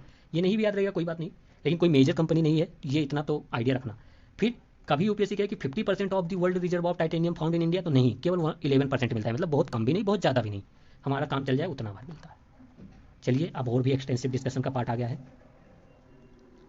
ये आ गया आपका 7 नंबर क्वेश्चन, और इस क्वेश्चन से आपके 3 इयर्स के क्वेश्चन यूपीएससी सेम थीम पर पूछा हुआ है, 3 क्वेश्चन डिफरेंट ईयर में। तो इसको अच्छे से देखना, हो सकता है 2025 में आपको यहाँ से क्वेश्चन देखने को मिले। ठीक है, 7 है, मैं पहले क्वेश्चन तो आपको एटलीस्ट रीड करा दूँ, फिर आपको मैं सोल्यूशन दिखा दूंगा। कह रहे हैं कि around 3/4 of the world cobalt जो है a metal required for the manufacturing of batteries for electric motor vehicles is produced by. तो सबसे पहले ये याद रखो कि कोबाल्ट की बहुत ज़्यादा इंपॉर्टेंस है इलेक्ट्रिक मोटर जो व्हीकल्स होते हैं ना, इलेक्ट्रिक ई रिक्शा होता है, इन सब में जो बैटरी लगती है उनमें। तो ये याद रखना, यूपीएससी पूछेगा जरूर। ठीक है, तो कौन प्रोड्यूस करता है 3/4 मतलब around 75% of world production of cobalt. देख सकते हैं क्यों इंपॉर्टेंट रहा होगा, 75% बहुत ज़्यादा होता है वर्ल्ड लेवल। तो ये है democratic Republic of the Congo, जो कि करता है 75% of the world production of cobalt. ठीक है, आप देखिए कोबाल्ट ई व्हीकल में लिख दिया है मैंने इसलिए फिर से। देखिए 70% तो ये वर्ल्ड प्रोडक्शन करता है या 75%, और 50% ऑफ वर्ल्ड रिजर्व भी है इसके पास कोबाल्ट का। 50% समझ सकते हैं, बहुत बड़ी बात हो गई। तो 50% ऑफ वर्ल्ड रिजर्व कोबाल्ट का कहाँ पर है, तो आपको मिल जाएगा ये डीआरसी में। ठीक है, अब ये जो डेमोक्रेटिक रिपब्लिक ऑफ कांगो है, आपको यहीं से क्वेश्चन, ये जो Congo democratic Republic of Congo से क्वेश्चन बहुत मिलेगा। अभी आपको कांगो बेसिन पे क्वेश्चन मिलेगा, तो आप मतलब समझना ये कितना इंपॉर्टेंट है। ठीक है, इतना हो गया। फिर देखिए एक ऑप्शन था यहाँ पर कजाकिस्तान। अब कजाकिस्तान तो वैसे बहुत ज़्यादा इंपॉर्टेंट नहीं है, लेकिन यहाँ एक ऐसा मिनरल्स मिलता है जो पूरे वर्ल्ड को ज़रूरत है, उसका नाम है यूरेनियम। तो ये लार्जेस्ट रिजर्व, देखिए जितना सर्च किया उसमें दिखा कि लार्जेस्ट जो रिजर्व है यूरेनियम का वो अभी कजाकिस्तान में देखने को मिला है। आप प्रोडक्शन देखें यूरेनियम का तो कजाकिस्तान ही ज़्यादा करता है, फिर कनाडा करता है, कनाडा। ठीक है, अब देखिए इंडिया में कोबाल्ट का स्टेटस देखें। देखिए ये आपको थोड़ा हैरान कर देगी बात कि इंडिया में कोई डोमेस्टिक प्रोडक्शन नहीं है, no domestic production of cobalt in India. मतलब इवन 1% गवर्नमेंट डाटा नहीं बोलता, गवर्नमेंट डाटा इवन ये नहीं बोलता कि 1% तो हम कोबाल्ट डोमेस्टिकली प्रोड्यूस कर रहे हैं, नहीं, नो, मतलब ये हार्श स्टेटमेंट है लेकिन सच है। ठीक है, फिर हमारी कोबाल्ट इंपोर्ट डिपेंडेंसी है, पूरा हम इंपोर्ट करते हैं। सबसे ज़्यादा कहाँ से इंपोर्ट करते हैं, देखिए अगर रिजर्व बात करें सबसे ज़्यादा तो उड़ीसा में, सबसे ज़्यादा इंपोर्ट कहाँ से करते हैं, तो चाइना से हम करते हैं। मतलब हम डीआरसी से नहीं करते इंपोर्ट, तो चाइना से हम कोबाल्ट सबसे ज़्यादा इंपोर्ट करते हैं। ठीक है, अब देखिए यहाँ पर एक ऑप्शन था बोत्सवाना। बोत्सवाना एक, इसको क्या बोल सकते हैं कि डायमंड हब से, यहाँ पर बहुत ज़्यादा डायमंड मिलता है। मतलब आपको डायमंड चाहिए तो बोत्सवाना चले जाइए। ठीक है, और ये अगर कभी पूछे यूपीएससी की Okavango basin is in which country, तो बोत्सवाना में। ठीक है, फिर देखिए यहाँ पर एक कंट्री नाम है अर्जेंटीना। अर्जेंटीना हम किस केस में पढ़ते हैं, अर्जेंटीना पहली बात तो हम पंपास शायद ग्रास लैंड के केस में पढ़ते हैं। ठीक है, फिर अर्जेंटीना और किसके केस में पढ़ते हैं, जब हम पढ़ते हैं लिथियम ट्रायंगल। जब हम देखते हैं लिथियम ट्रायंगल तो हम देखते हैं कि 3 कंट्रीज हैं साउथ अमेरिका की जो लिथियम ट्रायंगल के लिए बहुत ज़्यादा फेमस है। पहली हो गई अर्जेंटीना, फिर हो गया बोलिविया, फिर हो गया चिली। चिली में हमको पता है चुकीका माटा प्लेस जो है वो लिथियम के लिए बहुत ज़्यादा फेमस है, कॉपर के लिए भी वो फेमस है। तो इसको हम कैसे याद रखते थे, ABC से, Argentina, Bolivia, Chile, they are called the lithium triangle in the world. Okay, इतना आपको पता चल गया आई होप। फिर देखिए, गवर्नमेंट ने 2025-26 का बजट प्रेजेंट किया और उसमें गवर्नमेंट ने कहा कि कुछ ऐसे एरिया हैं जिसको हमें ट्रांसफॉर्म करना है, रिफॉर्म लाना है। तो वो एरिया आप याद रखेंगे कौन कौन से, माइनिंग है, टैक्सेशन है, पावर सेक्टर है, अर्बन डेवलपमेंट है, फाइनेंशियल सेक्टर है और रेगुलेटरी जो रिफॉर्म्स है वो लेकर आना है। तो ये मतलब यही 6 एरिया मेंशन ही है पूरे बजट में। ऐसा नहीं कि मैंने आपको यूपीएससी मेंस की प्रिपरेशन करा, नहीं, प्रीलिम्स के लिए बोल रहा हूँ ये, ठीक है। फिर देखिए, हमें यूपीएससी ये पता है कि यूपीएससी बहुत बार ऐसे क्वेश्चन पूछता है जो न्यूज में रहते हैं। तो जब मैंने बोत्सवाना सर्च किया तो हमें पता चला, पहली बात तो ये लैंड लॉक कंट्री है, सबको पता है, काला हरी डेजर्ट यहाँ पर आपको मिलेगा। यहाँ पर एक ये न्यूज़ थी कि यहाँ पर बहुत सारी एलिफेंट जो हैं वो मर गई हैं, उनकी डेथ हो गई है due to disease and other reason. तो यूपीएससी पूछेगा कि in which country we have recently seen that कि the large number of elephant have died because of this and that. तो उस केस में आपका आंसर क्या होगा, बोत्सवाना। देखिए 2024 या 23 का ले लें, ये टफेस्ट पेपर जो 23 था, इसमें भी आप देखेंगे कि अराउंड 10 to 12 क्वेश्चन जो है वन लाइनर है। 2024 में अराउंड 20 क्वेश्चन जो है वन लाइनर है। वन लाइनर आप छोड़ नहीं सकते, यही इससे समझ में आ रहा है ना। तो वन लाइनर कैसे पूछता है, ऐसे ही क्वेश्चन में आता है वन लाइनर, यही वन लाइनर बनाते हैं। देखिए फिर जो ये नामीबिया है, यहाँ पर ये भी फेमस है, काला हरी डेजर्ट जो है यहाँ पर ही मिलता है। नामीबिया आप याद रखेंगे, ये लैंडलॉक नहीं है। और यहाँ पर एक नेशनल पार्क बहुत फेमस है, इस्तोसा नेशनल पार्क। ये सब तो मानो बात हो गई, छोड़िए। न्यूज़ क्या है, न्यूज़ ये है कि गवर्नमेंट ने प्लान किया कि बहुत सारे जो बिग एनिमल्स हैं उनको मार कर खाया जा सकता है। मतलब गवर्नमेंट ने कंजम्पशन के लिए अलाउ कर दिया। क्यों अलाउ किया होगा, समझ सकते हैं ना, फूड सिक्योरिटी इशू रहा होगा। अफ्रीकन कंट्री में एक कॉमन बात है, फूड सिक्योरिटी इशू। तो यूपीएससी ऐसे ही पूछेगी कि in which country in the world have allowed to eat the larger animals और endangered animals as a meat. तो वो कौन सा हो जाएगा, आपका नामीबिया हो जाएगा। ओके, फिर ये नामीबिया बाउंड्री किससे शेयर करता है, तो ये देख लेना, Angola, Zambia, South Africa, Botswana. बाकी आई डोंट थिंक, ठीक है। तो इतना हो गया, नेक्स्ट पर चलते हैं। ये तो और भी ज़्यादा है बट डिस्कस करेंगे ही। हाँ, देखिए 8 नंबर क्वेश्चन, कांगो। देखिए अभी हमने क्या देखा था, DRC, democratic Republic of Congo. यहाँ पर क्या गया, कांगो बेसिन। मतलब इतना तो अब पता चल गया कि ये पूरा रीजन, ये अफ्रीका वाला बहुत ज़्यादा इंपॉर्टेंट है, स्पेशली जो वेस्ट अफ्रीका है वो। तो देखिए कह रहा है कि कांगो बेसिन में कौन सी कंट्री आती है, आंसर है इसका कैमरून। और कौन कौन सी कंट्री आती है, देखिए, democratic Republic of Congo, Republic of Congo हैं। फिर ये क्या है, CAR, रुको भी बताता हूँ इसको, ये भी कोई रिपब्लिक ही है। फिर देखिए यहाँ पर गबन जो है, इक्वेटोरियल गिनी जो है, ये भी कांगो बेसिन का पार्ट है। कांगो एक रिवर है, भूलना मत, ये वैसी बात है। कांगो एक क्या है, रिवर है अफ्रीका की, एक रिवर है। कहाँ फ्लो होती है, तो अटलांटिक ओशियन में। ये आपको फ्लो होती हुई दिखेगी, अटलांटिक ओशियन में ड्रेन होती दिखेगी, फ्लो नहीं ड्रेन आप कह सकते हैं। फ्लो कौन कौन सी कंट्री से होती है, तो देखिए फ्लो कौन कौन सी कंट्री से होती है, तो ये है Chad republic, I think Chad republic, ठीक है। देखिए डीआरसी से होती है डेमोक्रेटिक रिपब्लिक ऑफ कांगो, एक है रिपब्लिक ऑफ कांगो, फिर गबन, फिर इक्वेटोरियल गिनी एंड कैमरून। तो ये याद रखना कि इन इन कंट्रीज से जो आपकी कांगो बेसिन रिवर है वो फ्लो होती है। देखिए कांगो बेसिन रिवर जो है वो वर्ल्ड लार्जेस्ट पीट लैंड है। जो ये कांगो बेसिन है वो वर्ल्ड का लार्जेस्ट पीट लैंड है, 2024 का क्वेश्चन, ठीक है। फिर आप देखिए पीटलैंड से एक बहुत बढ़िया डिक्लेरेशन है जो रिलेटेड है, उसको कहते हैं ब्राजीविले डिक्लेरेशन। यूपीएससी कहेगा ब्राजीविले डिक्लेरेशन रिलेटेड टू विच, तो किससे, पीटलैंड से, मार्सी लैंड से, ऐसा भी बोल सकते हो। फिर देखिए यहाँ पर एक युगांडा है। युगांडा पहले याद देखिए लैंड लॉक कंट्री है। और ये विक्टोरिया लेक के लिए मैं यहाँ पर आपको बता रहा हूँ, जो विक्टोरिया लेक है जो कि फ्रेश वाटर लेक है, second largest fresh water lake in the world. तो फर्स्ट कौन सी है, फर्स्ट आपको पता होगा जो एक मिशिगन या सॉरी सुपीरियर लेक जो है, सुपीरियर लेक जो यूएसए एंड कनाडा के बीच में ग्रेट लेक का पार्ट है, वो लार्जेस्ट फ्रेश वाटर लेक है। तो Victoria lake second largest fresh water lake, ठीक है। वो युगांडा कंट्री जो है लैंड लॉक है, लेकिन विक्टोरिया लेक से युगांडा कंट्री में पड़ता है। मतलब आप कह सकते हैं विक्टोरिया लेक किन कंट्री के बीच में, तो हम याद रखते हैं यूकेटी, युगांडा, केन्या, तंजानिया, इन कंट्री से बाउंड्री शेयर करती है विक्टोरिया लेक, ठीक है। फिर देखिए युगांडा की एक कैपिटल है जिसका नाम है कंपाला। एंड कंपाला से एक बहुत अच्छा डिक्लेरेशन है जिसको कहते हैं कंपाला डिक्लेरेशन, जो कि रिलेटेड है एग्रीकल्चर से, याद रखोगे प्लीज। अब देखिए जो ये विक्टोरिया लेक है यहाँ से इक्वेटर पास होता है, और युगांडा से भी इक्वेटर कब पास होगा, तो विक्टोरिया लेक से क्या पास होती है, इक्वेटर 0 डिग्री। यूपीएससी पूछेगा कि जब ये इक्वेटर कहाँ से पास होता है, तो विक्टोरिया लेक। अब देखिए इक्वेटर, ये जियो साइंटिस्ट में ऑलरेडी क्वेश्चन आ चुका है, सीडीएस में भी पूछा जा चुका है कि इक्वेटर कौन सी 13 कंट्रीज से पास होता है, ये याद रखना है। साउथ अफ्रीका में इक्वेटर, कोलंबिया, ब्राजील, 3 कंट्रीज से ही। अफ्रीका में सबसे ज़्यादा यही प्रॉब्लम होगी। साउथ टोम प्रिंसेप हो गया, गबोन हो गया, Republic of Congo, democratic Republic of Congo, Uganda, Kenya and Somalia, Uganda, Kenya and Somalia यहाँ से, ठीक है। एशिया में मालदीव्स एंड इंडोनेशिया से। ओशिनिया में एक किरबाती आइलैंड है, आपको नहीं पता तो ये आप पैसिफिक ओशियन में याद रख लो, अबव द ऑस्ट्रेलिया, ठीक है। तो पैसिफिक ओशियन जो आइसलैंड है, जो पोलिनेशिया, मेलेनेशिया, ठीक है, मेलेनेशिया पोलिनेशिया आइलैंड है, ग्रुप ऑफ आइलैंड, वहाँ पर एक किरबाती आइलैंड है। किरबाती आइलैंड से भी आपकी इक्वेटर पास होता है, ठीक है। I hope you are getting all the points. Okay, फिर ये भी क्वेश्चन आपका 2024 से यहीं से आया था। अब देखिए, यू जो अफ्रीका में वहाँ के कुछ कोस्ट को हम डिफरेंट डिफरेंट नेम से जानते हैं। जो गोल्ड कोस्ट है उसको घाना, घाना के जो कोस्ट है वेस्टर्न कोस्ट उसको गोल्ड कोस्ट कहते हैं। स्लेव कोस्ट जो नाइजीरिया और बेनिन वाला कोस्ट है उसको स्लेव कोस्ट कहते हैं। पेपर और ग्रेन कोस्ट लिबेरिया को बोलते हैं, लिबेरिया कोस्ट को। और आइवरी कोस्ट किसको बोलते हैं, कोटे डी आइवरी, इसको कहते हैं आइवरी कोस्ट। ठीक है, तो डू रिमेंबर दिस। ओके, आप देखिए यहाँ पर जो ये नाइजीरिया कंट्री, इसके बारे में हमने काफ़ी थोड़ा बहुत डिस्कस कर लिया। ये लार्जेस्ट पॉपुलेशन है अफ्रीका, मतलब वैसे याद रखो थोड़ा, मतलब नॉलेज के लिए जरूरी नहीं है, बट हाँ मन कर दिया तो याद कर लो। चलिए अब नेक्स्ट पर चलते हैं। बहुत कोई अच्छा क्वेश्चन है ये। 9 नंबर क्वेश्चन कह रहा है कंसीडर द फॉलोइंग स्टेटमेंट्स। कह रहा है जो ये अमरकंटक हिल्स है, अब हमें पता है कि अमरकंटक कहाँ मिलती है, Confluence of Satpura and Vindhyan range. ठीक है, और ये कहाँ पर मिलेगी, एमपी प्लस छत्तीसगढ़ के कॉन्फ्लुएंस पे। तो कह रहा है कि Amarkantak hills are at the confluence of Vindhya and Sahyadri. अब देखिए ये जो साहेद्री रेंज है ये वेस्टर्न घाट का पार्ट है। वेस्टर्न घाट को जब महाराष्ट्र वाला कोस्ट चलता है तो हम उसको कहते हैं साहेद्री रेंज।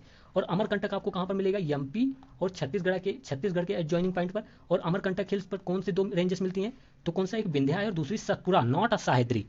देखो साहेद्री आपका पूरा वेस्टर्न में पड़ जाएगा और एमपी और छत्तीसगढ़ कहाँ मिलते हैं, यहाँ पर मिलते हैं। तो कैसे ये हो सकता है कि साहेद्री रेंज जो यहाँ पर है वो विंध्या से यहाँ पर मिले, नॉट वो। ठीक है, समझ रहे हो ना, पॉइंट को समझो। तो ये इंटरेक्ट हो जाएगा उस रीजन से। फिर देखिए Biligiri Rangan hills constitute the eastern most part of the Satpura range. अब देखिए आपको बिलगिरी रंगन टेम्पल आपको पता है, तो आपको पता होगा जो बिलगिरी रंगन टेम्पल है वो कर्नाटका में पड़ता है। आपको ये यहाँ से भी पता होना चाहिए कि बिलगिरी रंगन जो है एक नेशनल पार्क नाम से भी है। तो ये सब कहाँ के टर्मिनोलॉजी है, कर्नाटका से। और जो ये विंध्या हो गए, सतपुड़ा हो गए, ये कहाँ फ्लो होते हैं, ये गुजरात, एमपी, बिहार, छत्तीसगढ़, इस रीजन में फ्लो होते हैं। इस रीजन की हिल्स हैं ये। ठीक है, तो ये हो ही नहीं सकता सतपुड़ा का ईस्टर्न मोस्ट पार्ट, नहीं हो सकता ना, सतपुड़ा का ईस्टर्न मोस्ट पार्ट ये नहीं हो सकता। ये किसका पार्ट होगा, ये आपका पार्ट हो जाएगा वेस्टर्न घाट का। वेस्टर्न घाट इन कर्नाटका रीजन का पार्ट आप कह सकते हैं इनको। ठीक है, तो ये भी इनकरेक्ट, ये भी इनकरेक्ट। फिर कहें कि जो शेषाचलम हिल्स है ये वही हिल्स है जहाँ पर आपने पुष्पा मूवी देखी थी, जहाँ पर रेड सैंडर्स आपको मिलता है, आंध्र प्रदेश में पड़ता है। ठीक है, कह रहे हैं कि southern most part of the western Ghat. अब देखिए सदर्न वेस्टर्न घाट और आंध्र प्रदेश और Seshachalam hills is a part of eastern Ghat. ठीक है, तो ये भी इनकरेक्ट हो जाएगा, इनकरेक्ट। तो आंसर क्या होगा, नन। अब देखिए ये जो शेषाचलम हिल्स है इसको आप क्या बोल सकते थे, ईस्ट, आप इसको कह सकते हैं कि southern most part of eastern Ghat बोल सकते हैं, southern most part of eastern Ghat इसको बोल सकते थे। ठीक है, तो यहाँ वेस्टर्न नहीं होगा, यहाँ पर आप ईस्टर्न लगा सकते थे। Okay, I hope you are good. देखिए आंध्र प्रदेश में शेषाचलम हिल्स पड़ती है, यहाँ पर आपको रेड सैंडर पुष्पा वाला मिल जाएगा। और यहाँ पर आपको श्री वेंकटेश्वरा नेशनल पार्क भी मिल जाएगा, Shri Venkateswara national park and biosphere reserve भी आपको इस शेषाचलम हिल्स में मिल जाएगा। अगली बार यूपीएससी क्या कहेगा, शेषाचलम हिल्स देगा और बोलेगा कि ये नेशनल पार्क यहाँ इस हिल्स पर पड़ता है, तो ये याद रखना है आपको। ठीक है, अब और बायो एडिशन देख लेते हैं थोड़ा सा, बाकी हमने काफ़ी देख लिया है। अब देखिए जो अमरकंटक है मैं पहले बता दिया विंध्या और सतपुड़ा के कॉन्फ्लुएंस पर है। यहाँ से 2 रिवर निकलती हैं, कौन सी, सोन एंड नर्मदा। इनका ओरिजिन यहीं से होता है, सोन जाकर गंगा में मिल जाती है और नर्मदा जाकर अरेबियन ओशियन में। ठीक है, नर्मदा अरेबियन ओशियन में फ्लो होती है। ठीक है, फिर देखिए विंध्या और सतपुड़ा जहाँ मिली वहाँ अमरकंटक क्रिएट हुआ। फिर याद रखना they are non tectonic mountains, मतलब दे आर, ये टेक्टोनिक माउंटेन्स नहीं है। इनको बहुत सारी हम क्या कह देते हैं, ये they are the part of block mountain या फॉल्ट माउंटेन्स, जो फॉल्ट क्रिएट से बना हुआ है। ठीक है, अब देखिए यहाँ पर इसके जो सतपुड़ा है, सतपुड़ा इसकी जो हाईएस्ट पीक है उसको धूपगढ़ कहते हैं, धूपगढ़। ठीक है, और सतपुड़ा का एक पार्ट क्या है, महादेव हिल्स और मैकाला हिल्स, ये सब सतपुड़ा के पार्ट हैं। या सतपुड़ा एक रेंज है तो उसका पार्ट है महादेव हिल्स, मैकाला हिल्स, धूपगढ़ एक हो गई हाईएस्ट पीक। ठीक है, तो ये याद रखेंगे। विंध्या कहाँ से शुरू होती है, गुजरात से खत्म होती है बिहार में। बिहार में क्या, कहाँ, Kaimur hills, eastern most part of the Vindhyan range. Okay, अब देखिए ये धुआंधार जो वाटरफॉल है ये नर्मदा पर है, एमपी में, ये भी याद रखना। अब देखिए बिलीगिरी रंगन हिल्स जो है यहाँ पर आपको मिलेगा बिलीगिरी रंगन स्वामी टेम्पल, ये कर्नाटका में ये वाइल्ड लाइफ सेंचुरी है, मैंने बताया था ना। अब वेस्टर्न घाट की बात करें तो इन केरला वेस्टर्न घाट क्या कहते हैं हम इसको, ये याद रखना, कहीं पढ़ोगे नहीं इसको। इस केरला में वेस्टर्न घाट को बोलते हैं सहाय पर्वतम। फिर देखिए ये वेस्टर्न घाट बहुत इंपॉर्टेंट है बायोडाइवर्सिटी के रीजन से, इसको हम वर्ल्ड हेरिटेज साइट कहते हैं and one of the 8 hot spot है। ये हॉट स्पॉट, बहुत ज़्यादा बायोडाइवर्सिटी जहाँ होती है उसको हॉट स्पॉट डिक्लेयर किया जाता है, तो ये याद रखना। ठीक है, और यहाँ पर बहुत सारे इंडेमिक जो एनिमल्स है वो मिलते हैं, जैसे Nilgiri tahr is endemic to the western Ghat, lion tailed macaque is endemic to the western Ghat, do remember, don't forget. अब नेक्स्ट पर चलते हैं, 10 नंबर क्वेश्चन, बहुत ज़्यादा टाइम लग रहा है ना, लेकिन यही तो पढ़ाई करना ऐसा ही पड़ता है ना। Correct, with reference to the India's project on the connectivity consider the following statements. अब देखिए ये क्वेश्चन फिर से पूछा जा सकता है, इसकी फुल पोटेंशियल है पूछने की, क्योंकि अभी म्यांमार में काफ़ी प्रॉब्लम भी हुई है, ईस्टर्न स्टेट हमारे नॉर्थ ईस्ट स्टेट में प्रॉब्लम है, तो बहुत ज़्यादा पॉसिबिलिटी है कि पूछा जाए। तो देखिए ये कह रहा है कि जो जो ईस्ट और वेस्ट कॉरिडोर है, ईस्ट से जो वेस्टर्न पार्ट को जो ऐड करता है वो corridor under the golden coordinator project connect Dibrugarh कहाँ पड़ता है आपको, आसाम, एंड सूरत। अब देखिए पूरा फैक्चुअल है, तो याद रखना जो ईस्ट वेस्ट कॉरिडोर है वो क्या करता है, वो कनेक्ट करता है पोरबंदर इन गुजरात टू सिलचर इन आसाम। ठीक है, ईस्ट वेस्ट कॉरिडोर याद रखना ये। तो यहाँ पर क्या होना चाहिए, डिब्रूगढ़ की जगह पर सिलचर होना चाहिए और सूरत की जगह पर पोरबंदर होना चाहिए। ठीक है, तो ये इनकरेक्ट हो गया। फिर कहें कि ट्राई हाईवे कनेक्ट मोर्रे कहाँ पर है, सबसे पहले याद रखना इन मणिपुर, प्लेस याद रखना, मोर्रे इन मणिपुर एंड चियांग में in Thailand via Myanmar through the Myanmar. अब देखिए ये भी इनकरेक्ट है, क्यों, जो ट्राईलेटरल आपका हाईवे है वो क्या करता है, ये मोर्रे मणिपुर को तो कनेक्ट करता है थ्रू द म्यांमार म्यांमार में मायावती से कहाँ पर ये जाता है, मैसोत कहाँ पर आपका, मैसोत कहाँ पर पड़ जाएगा, वो थाईलैंड में। तो मैसोत इन थाईलैंड, तो मोर्रे टू मैसोत है ये, तो Moreh in Manipur to Mae Sot in the Thailand, north in the Chiang Mai in the Thailand, it is a Mae Sot. तो मैसोत को कनेक्ट करता है मोर्रे टू मैसोत। ठीक है, थ्रू द म्यांमार, तो म्यांमार में कौन से प्लेसेस को कनेक्ट करता है, तो नापीता जो कि अभी कहते हैं कैपिटल है, फिर मांडले, इसके थ्रू ये आपका हाईवे जाएगा। तो आप समझ सकते हैं कि मणिपुर से म्यांमार से होते होते आपका कहाँ पर पहुँच जाएगा ये, आपका थाईलैंड में कहाँ पर, मैसोत प्लेस पर, और मणिपुर में कहाँ पर, मोर्रे में, ये ऐसे कनेक्ट होगा पूरा। ठीक है, अब बीच में म्यांमार के कुछ प्लेसेस कौन से हैं, नापीता हो गया, मांडले हो गया, तो ये भी इनकरेक्ट। फिर देखिए थर्ड कह रहे कि Bengal China India Myanmar economic corridor, ये किसका पार्ट है, BRI का पार्ट है जो चाइना का है, बेल्ट एंड रोड इनिशिएटिव। ठीक है, ये कह रहा है कि वाराणसी, ये कनेक्ट करेगा वाराणसी इन Uttar Pradesh with the क्यूनिंग in China. बताओ क्या BRI के अंडर इंडिया ये अलाउ करेगा कि चाइना आपके Uttar Pradesh main land India तक घुसने को मिले, चाइना को बिल्कुल नहीं अलाउ करेगा। तो ये भी इनकरेक्ट है आपका। ये क्या कनेक्ट करता है, Calcutta to Kunming in China, Calcutta से। ठीक है, आपको पता हो गया। तो यहाँ पर आपके कौन से एक भी सही नहीं थे। अब देखिए जो ये गोल्डन कोऑर्डिनेटरल प्रोजेक्ट है वो कौन कौन सी सिटी को कनेक्ट करता है, दिल्ली, मुंबई, कोलकाता, चेन्नई, याद रखेंगे। फिर नॉर्थ साउथ कॉरिडोर कौन कौन सी सिटी को, तो श्रीनगर टू कन्याकुमारी, आपको पता ही होगा। फिर India middle east economic corridor, ये जो अभी G20 समिट हुई थी वहाँ पर इंडिया की G20 समिट में अनाउंस हुआ था, तो इस बार पूछने के चांसेस है। तो पहली बात याद रखेंगे कि ये मल्टी मॉडल कनेक्टिविटी है through the port, railway, road, sea lines, pipelines. Announce कब हुआ था, 2023 में, साइड लाइन ऑफ G20। ठीक है, फिर ये क्या कौन कौन सी कंट्रीज़ के मेंबर है, तो European union, India, USA, Saudi, UAE, France, Germany, Italy, ये सब इसके पार्ट हैं।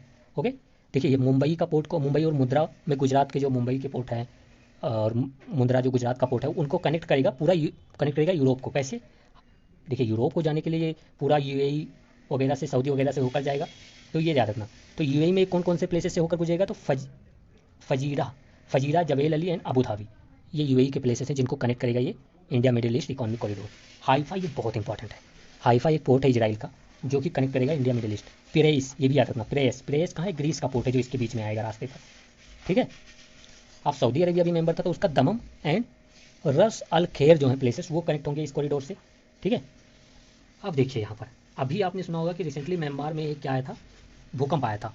तो एक सेगिंग फॉल्ट है, वही रीजन है म्यांमार में भूकंप के, तो सेंटर ऑफ द म्यांमार से सेगिंग फॉल्ट गुजरता है और यही अर्थक्वेक जो आया था उसका ये रीजन है। अब देखिए Kaladan multi modal transit highway, इसमें कौन कौन से, एक कालादान रिवर के थ्रू ये हाईवे पास होगा, तो इसी का मतलब रोड और वाटरवेज दोनों है। तो याद रखना ये कनेक्ट करेगा Kolkata to Sittwe in Myanmar port to Lashio कहाँ पर, ये मिजोरम आप बोल सकते हैं। तो हम क्या ट्राई कर रहे हैं कि ये जो हमारा कोलकाता है, ठीक है, हम नॉर्थ ईस्ट इंडिया को कोलकाता, देखिए इधर से हमें पता है कि जो नेरो लैंड है पूरा वो बहुत कम है, तो अगर हमें नॉर्थ ईस्ट इंडिया से कनेक्ट करना है तो हम सीधा ऐसे जाएंगे म्यांमार में सितवे पोर्ट पर, फिर म्यांमार से कालादान रिवर पकड़ेंगे ऐसे, ठीक है, कालादान रिवर पकड़ेंगे, फिर सीधा मिजोरम में पहुंच जाएंगे, मतलब नॉर्थ ईस्ट इंडिया से कनेक्टिविटी बढ़ा रहे हैं।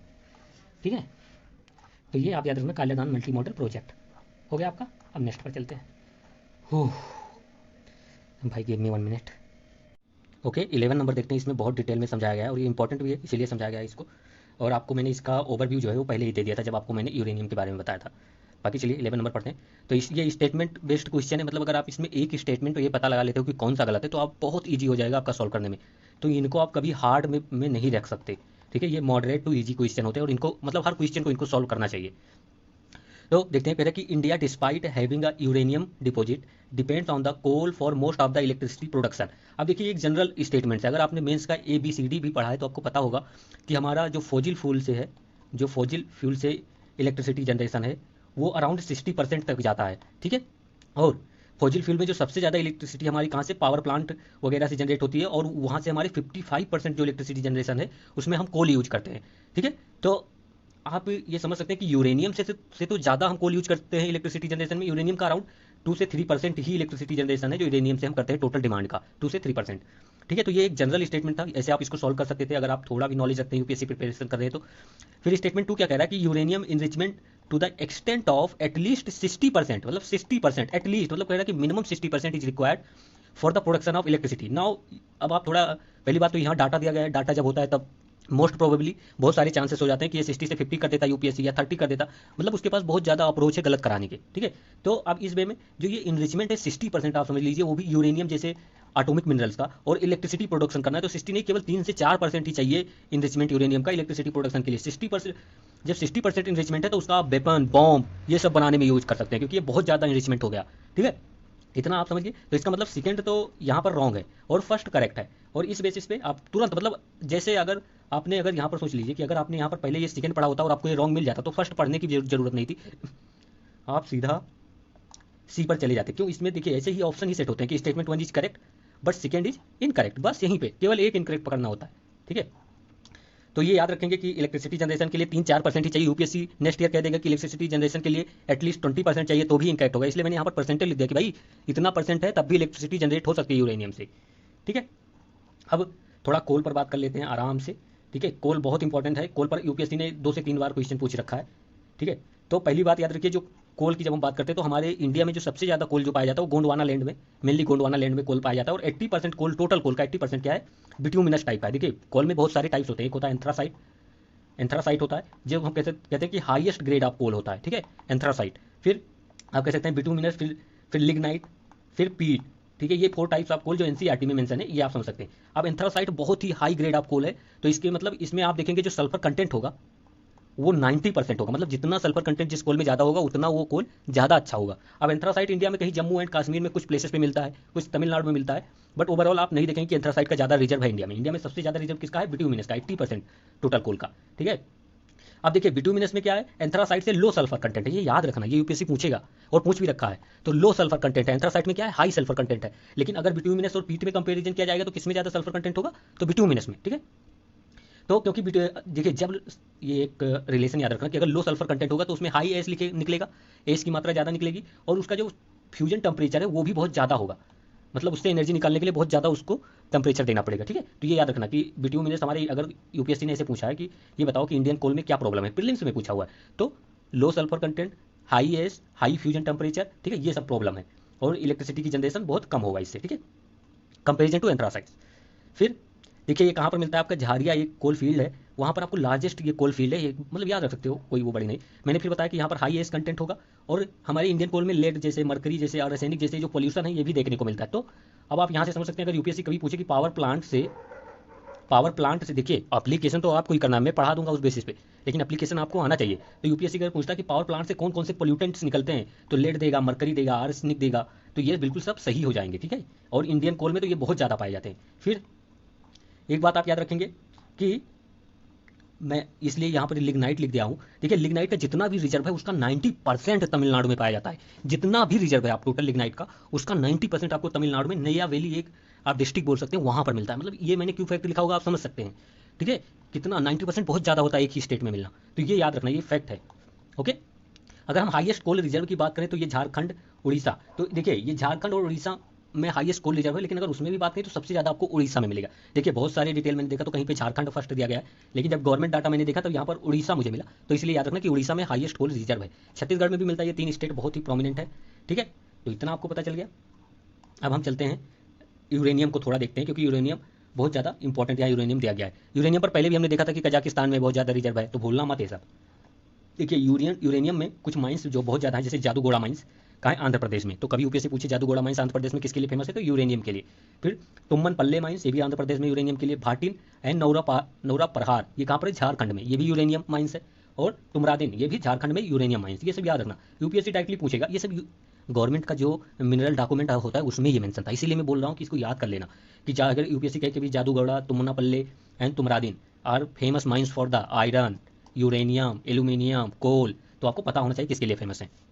अब देखिए थोरियम की बात भी कर लेते हैं, क्योंकि ये इंडिया में जो है वो वर्ल्ड का 25% ऑफ रिजर्व है थोरियम का, बहुत ज़्यादा होता है 25%, कम मत आंकना, 200 प्लस कंट्रीज हैं और जब इंडिया में 25% रिजर्व है तो बहुत बड़ी बात है, ठीक है। और किस फॉर्म में थोरियम इंडिया में मिलता है, मोनाजाइट फॉर्म में, ठीक है। और याद रखना केरला और उड़ीसा, भाई बहुत इंपॉर्टेंट फैक्ट, ये 70% ऑफ थोरियम यहाँ पर आपको मिल जाएगा, इन्हीं दो स्टेट में, केरला और उड़ीसा में, ठीक है। समझ में आ गया। तो ये आपको पूरा याद रखना था, आंसर मैंने पहले ही बता दिया था। अब चलिए ये देखते हैं, देखिए मार्सुपियल पर यूपीएससी ने 2 बार क्वेश्चन पूछा और दोनों बार बहुत ही सिंपल वे में पूछा है, ठीक है, कि मार्सुपियल्स, एक ऑप्शन तो उसमें दिया ही है कि मार्सुपियल्स कहाँ मिलते हैं, ठीक है, तो ये इंपॉर्टेंट था सबसे ज़्यादा। तो अब देखते हैं स्टेटमेंट फॉर्म में है क्वेश्चन, फिर देखिए कह रहा है marsupials are not naturally found in India, naturally मतलब नेचुरल वे में इंडिया में ये नहीं पाए जाते, नेचुरल मतलब इंडिया में ये पैदा नहीं होते, लार्ज वे में इंडिया में नहीं है, ऐसे में, ठीक है, ये इनका इंडिया का क्लाइमेट इनके लिए फेवरेबल नहीं है, ऐसे देखिए आर्टिफिशियली या फिर वैसे वे में मैं कोई इंसान इंपोर्ट कर सकता है ऑस्ट्रेलिया से, मार्सुपियल्स ले आ सकता है। मार्सुपियल्स मतलब अगर एक मैं एग्जांपल दूँ आप समझ जाएंगे, जैसे कंगारू, कंगारू जिसमें पाउचेस होते हैं, लेकिन एक बात याद रखना सभी मार्सुपियल्स में पाउचेस नहीं होते, लेकिन इनका एक फेमस होता है कि इनके अंदर पाउचेस होते हैं और ये जो बेबी का जन्म देते हैं वो पूरा डेवलप नहीं होता, हाफ डेवलप बेबी को जन्म देते हैं, ठीक है। तो नेचुरली इंडिया में मार्सुपियल्स नहीं मिलते, ये बिल्कुल सही है, ठीक है, ये याद रखना, यूपीएससी ने 2 बार यही स्टेटमेंट रिपीट किया है। फिर मार्सुपियल कह रहे हैं कि can thrive only in mountain grassland. अब बताओ कंगारू है क्या, कंगारू ओनली माउंटेन ग्रासलैंड में ही, उसको फॉरेस्ट में नहीं देखते। आपने मूवी देखी होगी तो फॉरेस्ट में, जब ऑस्ट्रेलिया में फॉरेस्ट फायर लगा था तभी हमने देखा था कि कंगारू फॉरेस्ट में भी मिलता है, और यहाँ पर ओनली भी दिया गया है, ठीक है। और फिर कह रहे हैं कि नो प्रीडेटर्स, कंगारू को कोई खाने वाला नहीं होगा, शेर, बहुत सारे जानवर हैं जो प्रीडेटर्स इसके हो सकते हैं। और देखिए इकोसिस्टम की जब हम बात करते हैं, ये मैं आपको लॉजिक बता रहा हूँ, जब हम इकोसिस्टम की बात करते हैं तो कोई ना कोई प्रीडेटर किसी का होता है। लायन का भी प्रीडेटर्स, अगर यूपीएससी कहे कभी कि लायन का कोई प्रीडेटर्स नहीं है तो है, लायन को भी कुछ जो मतलब एक साथ मिलकर कई सारे आप कह सकते हैं कि भेड़िया वगैरह, उल्फ वगैरह खा सकते हैं उसको मार के जब वो बूढ़ा हो जाए, तो प्रीडेटर्स तो होते ही किसी ना किसी वे में, तो ये इनकरेक्ट है, फर्स्ट इज करेक्ट, ठीक है। तो यहाँ पर आपको सीधा फिर से एक ही, जैसे आप इनकरेक्ट पता किए तैसे आपको सीधा सी पर आंसर सही हो जाएगा।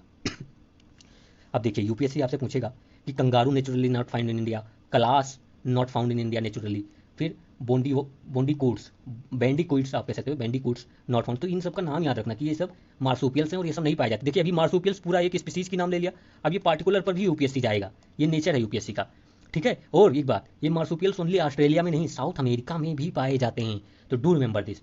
ये यूपीएससी कहेगा कि marsupials only naturally found in Australia, तो नहीं, वो साउथ अमेरिका में भी मिलते हैं। फिर देखिए ये मुझे मतलब सर्च कर रहा था तो मिला, जो इंद्री है, इंद्री एक एनिमल होता है, ये कहाँ पर आपको मेडागास्कर में नेचुरली मिलेगा, इंडिया में नहीं मिलेगा, इंडिया में ये नहीं मिलेगा। बस इतना ही इसमें वैल्यू एडिशन था, बाकी इसमें मुझे नहीं लगा कुछ, अगर एडिशन लगेगा तो मैं आपको बाद में बता दूंगा, ओके। अब देखिए आगे आपका 13 नंबर क्वेश्चन, पहले मैं इसको जूम कर लेता हूँ जिससे आपको समझ में तो आए एटलीस्ट, फिर मैं वो समझा दूंगा आपको वैल्यू एडिशन। देखिए यहाँ पर पूछा गया कि इन्वेजिव स्पीसीज स्पेशलिस्ट ग्रुप, तो इन्वेजिव स्पीसीज स्पेशलिस्ट ग्रुप, तो ये कह रहे हैं कि specialist group that develop global invasive species database belong to which one of the following organisation. तो सबसे पहले ये याद रखिएगा कि इन्वेजिव स्पेशलिस्ट ग्रुप किससे बिलोंग करता है, किस फाउंड ऑर्गेनाइजेशन ने इसको सेटअप किया है, तो आईयूसीएन ने, the international union conservation of nature, ठीक है। आईयूसीएन फॉर्म कब हुआ था, तो याद रखेंगे कि 1948 में फॉर्म हुआ, ठीक है। सबसे पहली बात, ये 2 बातें आपको पता होनी चाहिए। फिर देखिए जब साइट पर जाओगे आप आईयूसीएन के, तो कुछ वहाँ पर प्रोग्राम्स आपको देखने को मिलेगा, तो जैसे इसको पूछ लिया, ऐसे यूपीएससी पूछ सकता है क्लाइमेट क्राइसिस कमीशन किस बॉडी ने के अंडर आता है, तो बिल्कुल आपको किस से बिलोंग करता है, तो आईयूसीएन से। फिर सेव अवर स्पीसीज, ऐसे यूपीएससी एक वर्ड में पूछेगा तो किससे, ये भी आईयूसीएन से। फिर स्पीसीज सर्वाइवल कमीशन, ये बहुत इंपॉर्टेंट है, स्पीसीज सर्वाइवल कमीशन, ठीक है। फिर बायोपमा ऐसे पूछे तो ये भी आपका आईयूसीएन से हो जाएगा, ठीक है। तो ये आप याद रखें कि ये सब आईयूसीएन से ही बिलोंग करते हैं। फिर commission on environment, rise initiative and economic and social policy, तो commission on environment, economic and social policy ये किसका, ये भी आईयूसीएन का है, ठीक है। और राइज इनिशिएटिव भी आईयूसीएन का। तो इतने सारे प्रोग्राम आईयूसीएन के मुझे देखने को मिले, मैंने यहाँ पर लिख दिया है। अगर मैं मोस्ट इंपॉर्टेंट की इसमें भी बात करूँ तो crisis commission, survival commission and आप ये याद रख सकते हैं commission on environment, economic and social policy, ठीक है। ये 3 याद कर सकते हैं, बाकी मैं तो कहूँगा कि सारे याद कर लो, इतनी बड़ी बात नहीं, एक वर्ड में ही दिया गया है, ठीक है। अब देखिए यहाँ पर एक सेकेंड ऑप्शन है, United Nation environment programme, UNEP, बहुत ही इंपॉर्टेंट ऑर्गेनाइजेशन है। तो सबसे पहले याद रखेंगे कि इसका हेडक्वार्टर जो है नैरोबी का केन्या में है, पूछा गया है यूपीएससी सीडीएस में पूछ रखा है। फिर देखिए इसका एक रिपोर्ट आती है, बहुत इंपॉर्टेंट है, याद रखें, ग्लोबल इन्वायरमेंट आउटलुक। ये कौन रिलीज करता है? तो यूएनईपी, यहीं पर याद कर लो, बाद में नहीं, यूएनईपी रिलीज करता है ग्लोबल इन्वायरमेंट आउटलुक, यूपीएससी ने पूछ रखा है। फिर इसको तो यूपीएससी पूछता है कि इमिशन गैप रिपोर्ट कौन रिलीज करता है, तो वो भी यूएनईपी हो जाएगा, तो ये यूपीएससी ने पूछा है। फ्रंटियर रिपोर्ट कौन रिलीज करता है, फिर एडाप्टेशन गैप रिपोर्ट, फिर climate and clean air coalition, इस पर भी यूपीएससी ने पूछ रखा है। ये सारे क्वेश्चन यूपीएससी में आ चुके हैं, इसलिए मैं यहाँ पर बता रहा हूँ। ठीक है, डिफरेंट डिफरेंट मतलब एग्जाम में हो सकता है, सीडीएस में, सीएपीएफ में, एसएसए में। ठीक है, तो यूएनईपी के बारे में आपको मैंने बता दिया। फिर देखिए ये क्या है, the United nation world commission for environment and development. तो ये आप याद रखेंगे, ये आपके अर्थ समिट जो हुआ था 1992 में, उसमें ये फाउंड हुआ था, इतना याद रखिए। बाकी जब और इस पर जब पार्टिकुलर क्वेश्चन आएगा तब देखेंगे, नहीं तो जब आपने इन्वायरमेंट पढ़ा होगा तो आपने पढ़ा होगा।